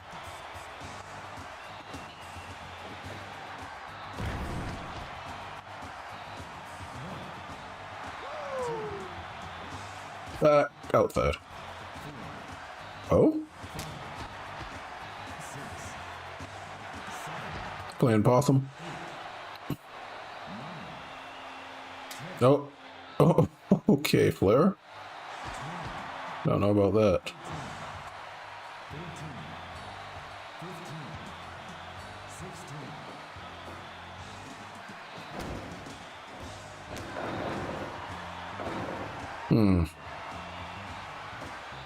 Oh, inside cradle. Well, that's one way to win it. Nothing fancy. Man said sharpshooter. What? You don't need that.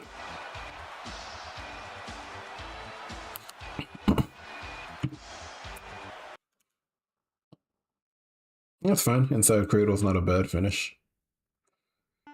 Yeah, the 80s Flair has all the stuff, but that's fine. I don't want to give every Flair every single thing, you know?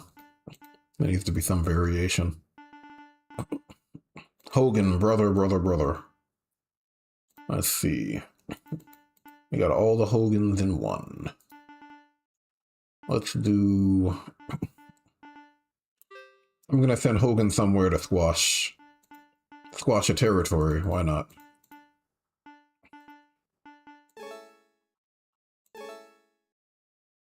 That was better than today's product. That's funny. I mean, it can be fun sometimes. Fire Pro can hit it out of the park occasionally. Let's do... Access to territories. I don't know.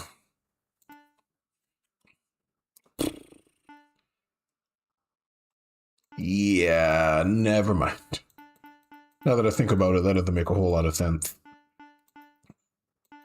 Yeah, they wouldn't put up with Hogan's nonsense. Let's see. Man, I don't wanna kill him again. Trying to think with a good fight. Oh, I got it. Where is Earthquake? There you go. Seems like a proper Hogan match. Squashing John Tenta. Yeah.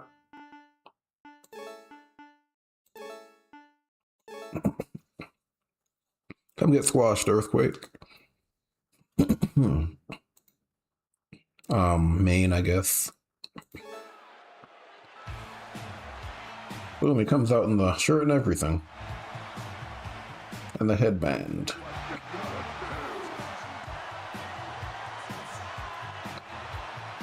On Monday Night Raw. a little after his time, huh?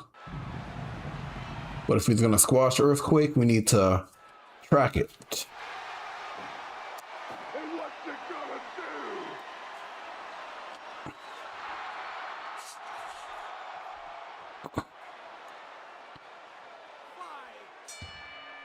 I think with Flair, one of Flair's book To Be the Man, Flair said that Hogan enjoyed fighting guys like John Tenta and Brutus the Barber Beefcake and someone else, and he enjoyed beating them. He like squashing them. Which is not surprising. Like fighting the big slow guys to get the win. Leg drop. God, was he always so orange though? I know he liked the tan, but jeez. Very orange guy.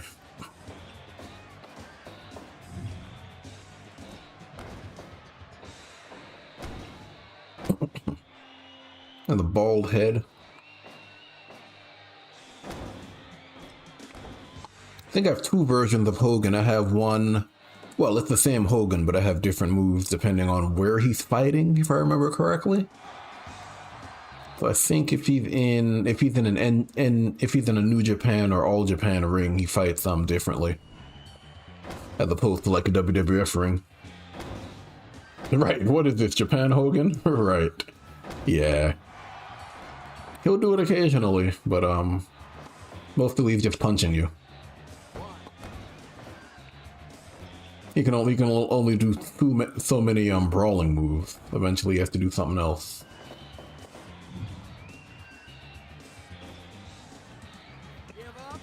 Punch, eye rake, back rake, atomic drop, maybe a chin lock. Bear hug, right?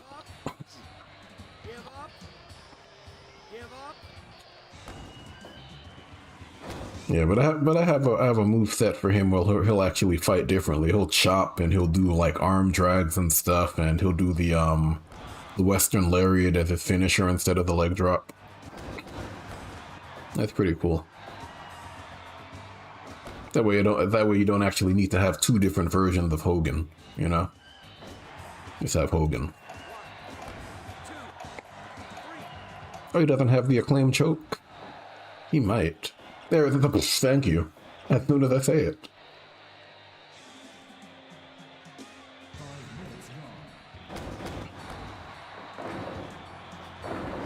A variation of the other choke.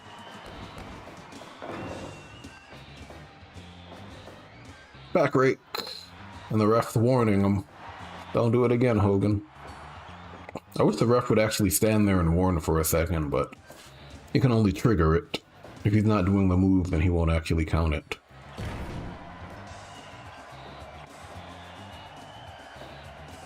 Oh. Yeah, the MMA position move so he can do like punches and stuff. Extra moves. Yeah, but that reversal that he did a while ago, that hurts. By default, it's a really strong move. They have to be careful with it.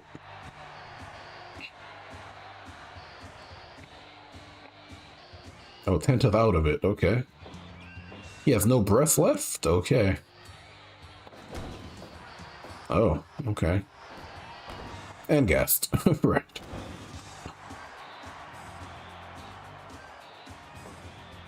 Ooh. And 1 star. That's hilarious. I just saw it pop up. They're like, Hogan, you're the shit.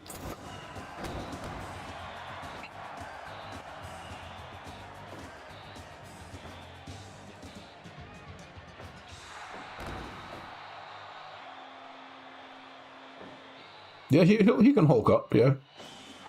He can Hulk up just like you'd expect. I didn't want to spoil it, but yeah, you can do it. Yeah, you want to hit a big finishing move? Nope. Get right back up. Yeah, he'll do it. Like, he kind of did it a while ago. He just didn't do the animation. There's a different version of it where he got up after being on the ground. Yeah, he'll absolutely do it. What? That was a... I thought it was a pinfall. And what's it gonna do? Alright. Takedown. Basic takedown. Sure.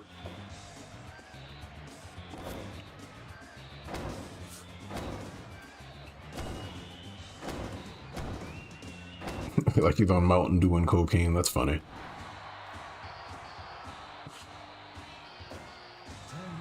Oh. And he is gassed. But Hogan's not staying down long enough to let him recover.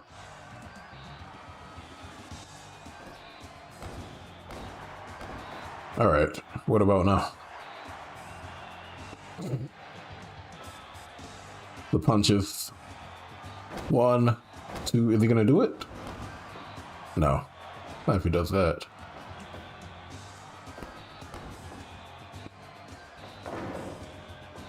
God, poor Earthquake.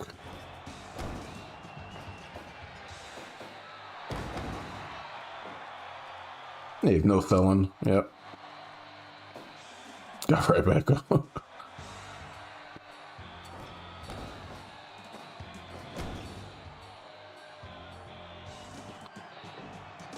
Nope. Too tired. Lifting him up. The atomic drop. Okay.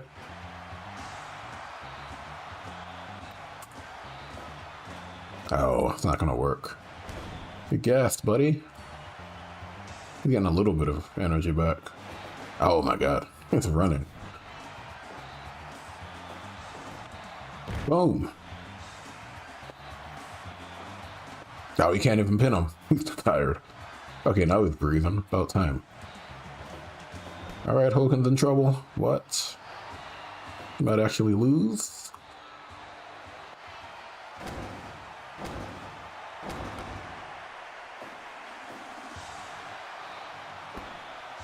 Jeez.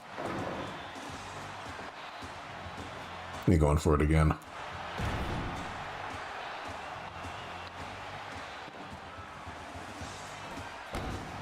Okay, finally got some breath back. Jeez. I can actually do moves.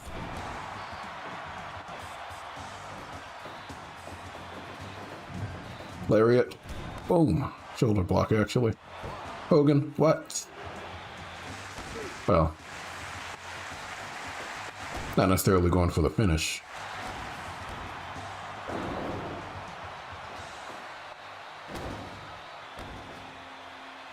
Hogan's gassing too. Oh man, that move hurts.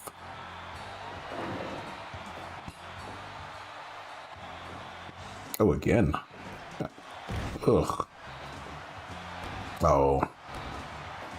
Do it for all the little Hulkamaniacs. Oh. He needs a call for it. Come on, Hogan.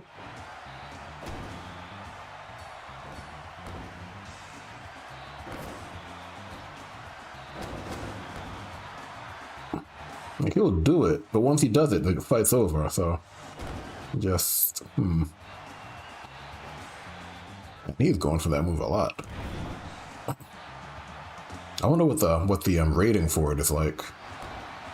Oh, he's gonna go for the splash. Hogan. Oh, you gonna try it again? Oh, no. Oh, Hogan not letting him have it. There it is. There it is. It's good timing too because his bonus just kicked in.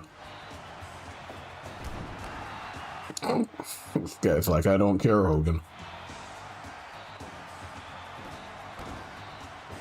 That earthquake is going crazy.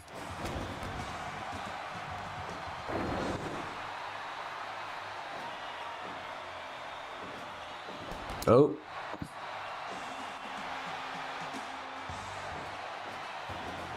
Oh, the bump.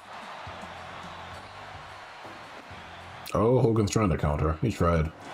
Tried a while ago.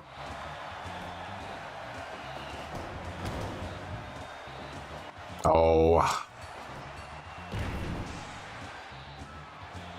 He's doing that move a lot. Oh, no spell right into the taunt. I said enough, brother. You gonna get it? Okay, that's probably game. Did that power slam a little too many, one too many times. That's a lot though. I understand why he's doing it so often, but when it starts to chain a lot, it gets kind of noticeable.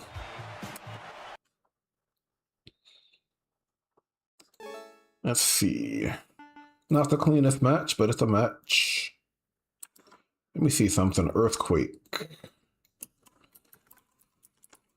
Earthquake. Let me see. You were doing that move a lot, brother. Yeah, it's not 12, I guess. Sure. I figured it was something like that. That's a little bit of a tweak. Yeah, way too much. I know, right? Yeah. That should have been more of a squash. Like if Earthquake started shooting on him, you know? Side slams straight out of Japan and stuff. Earthquake wasn't having it. Gotta fix that.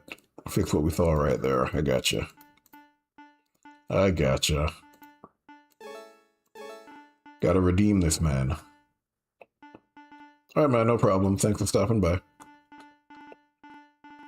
I gotta go cook dinner myself. What else I got? It's been a while. I should probably jump. Ooh. Alright. Dinner time. If anyone else is around, thanks for hanging out. Appreciate it. You too.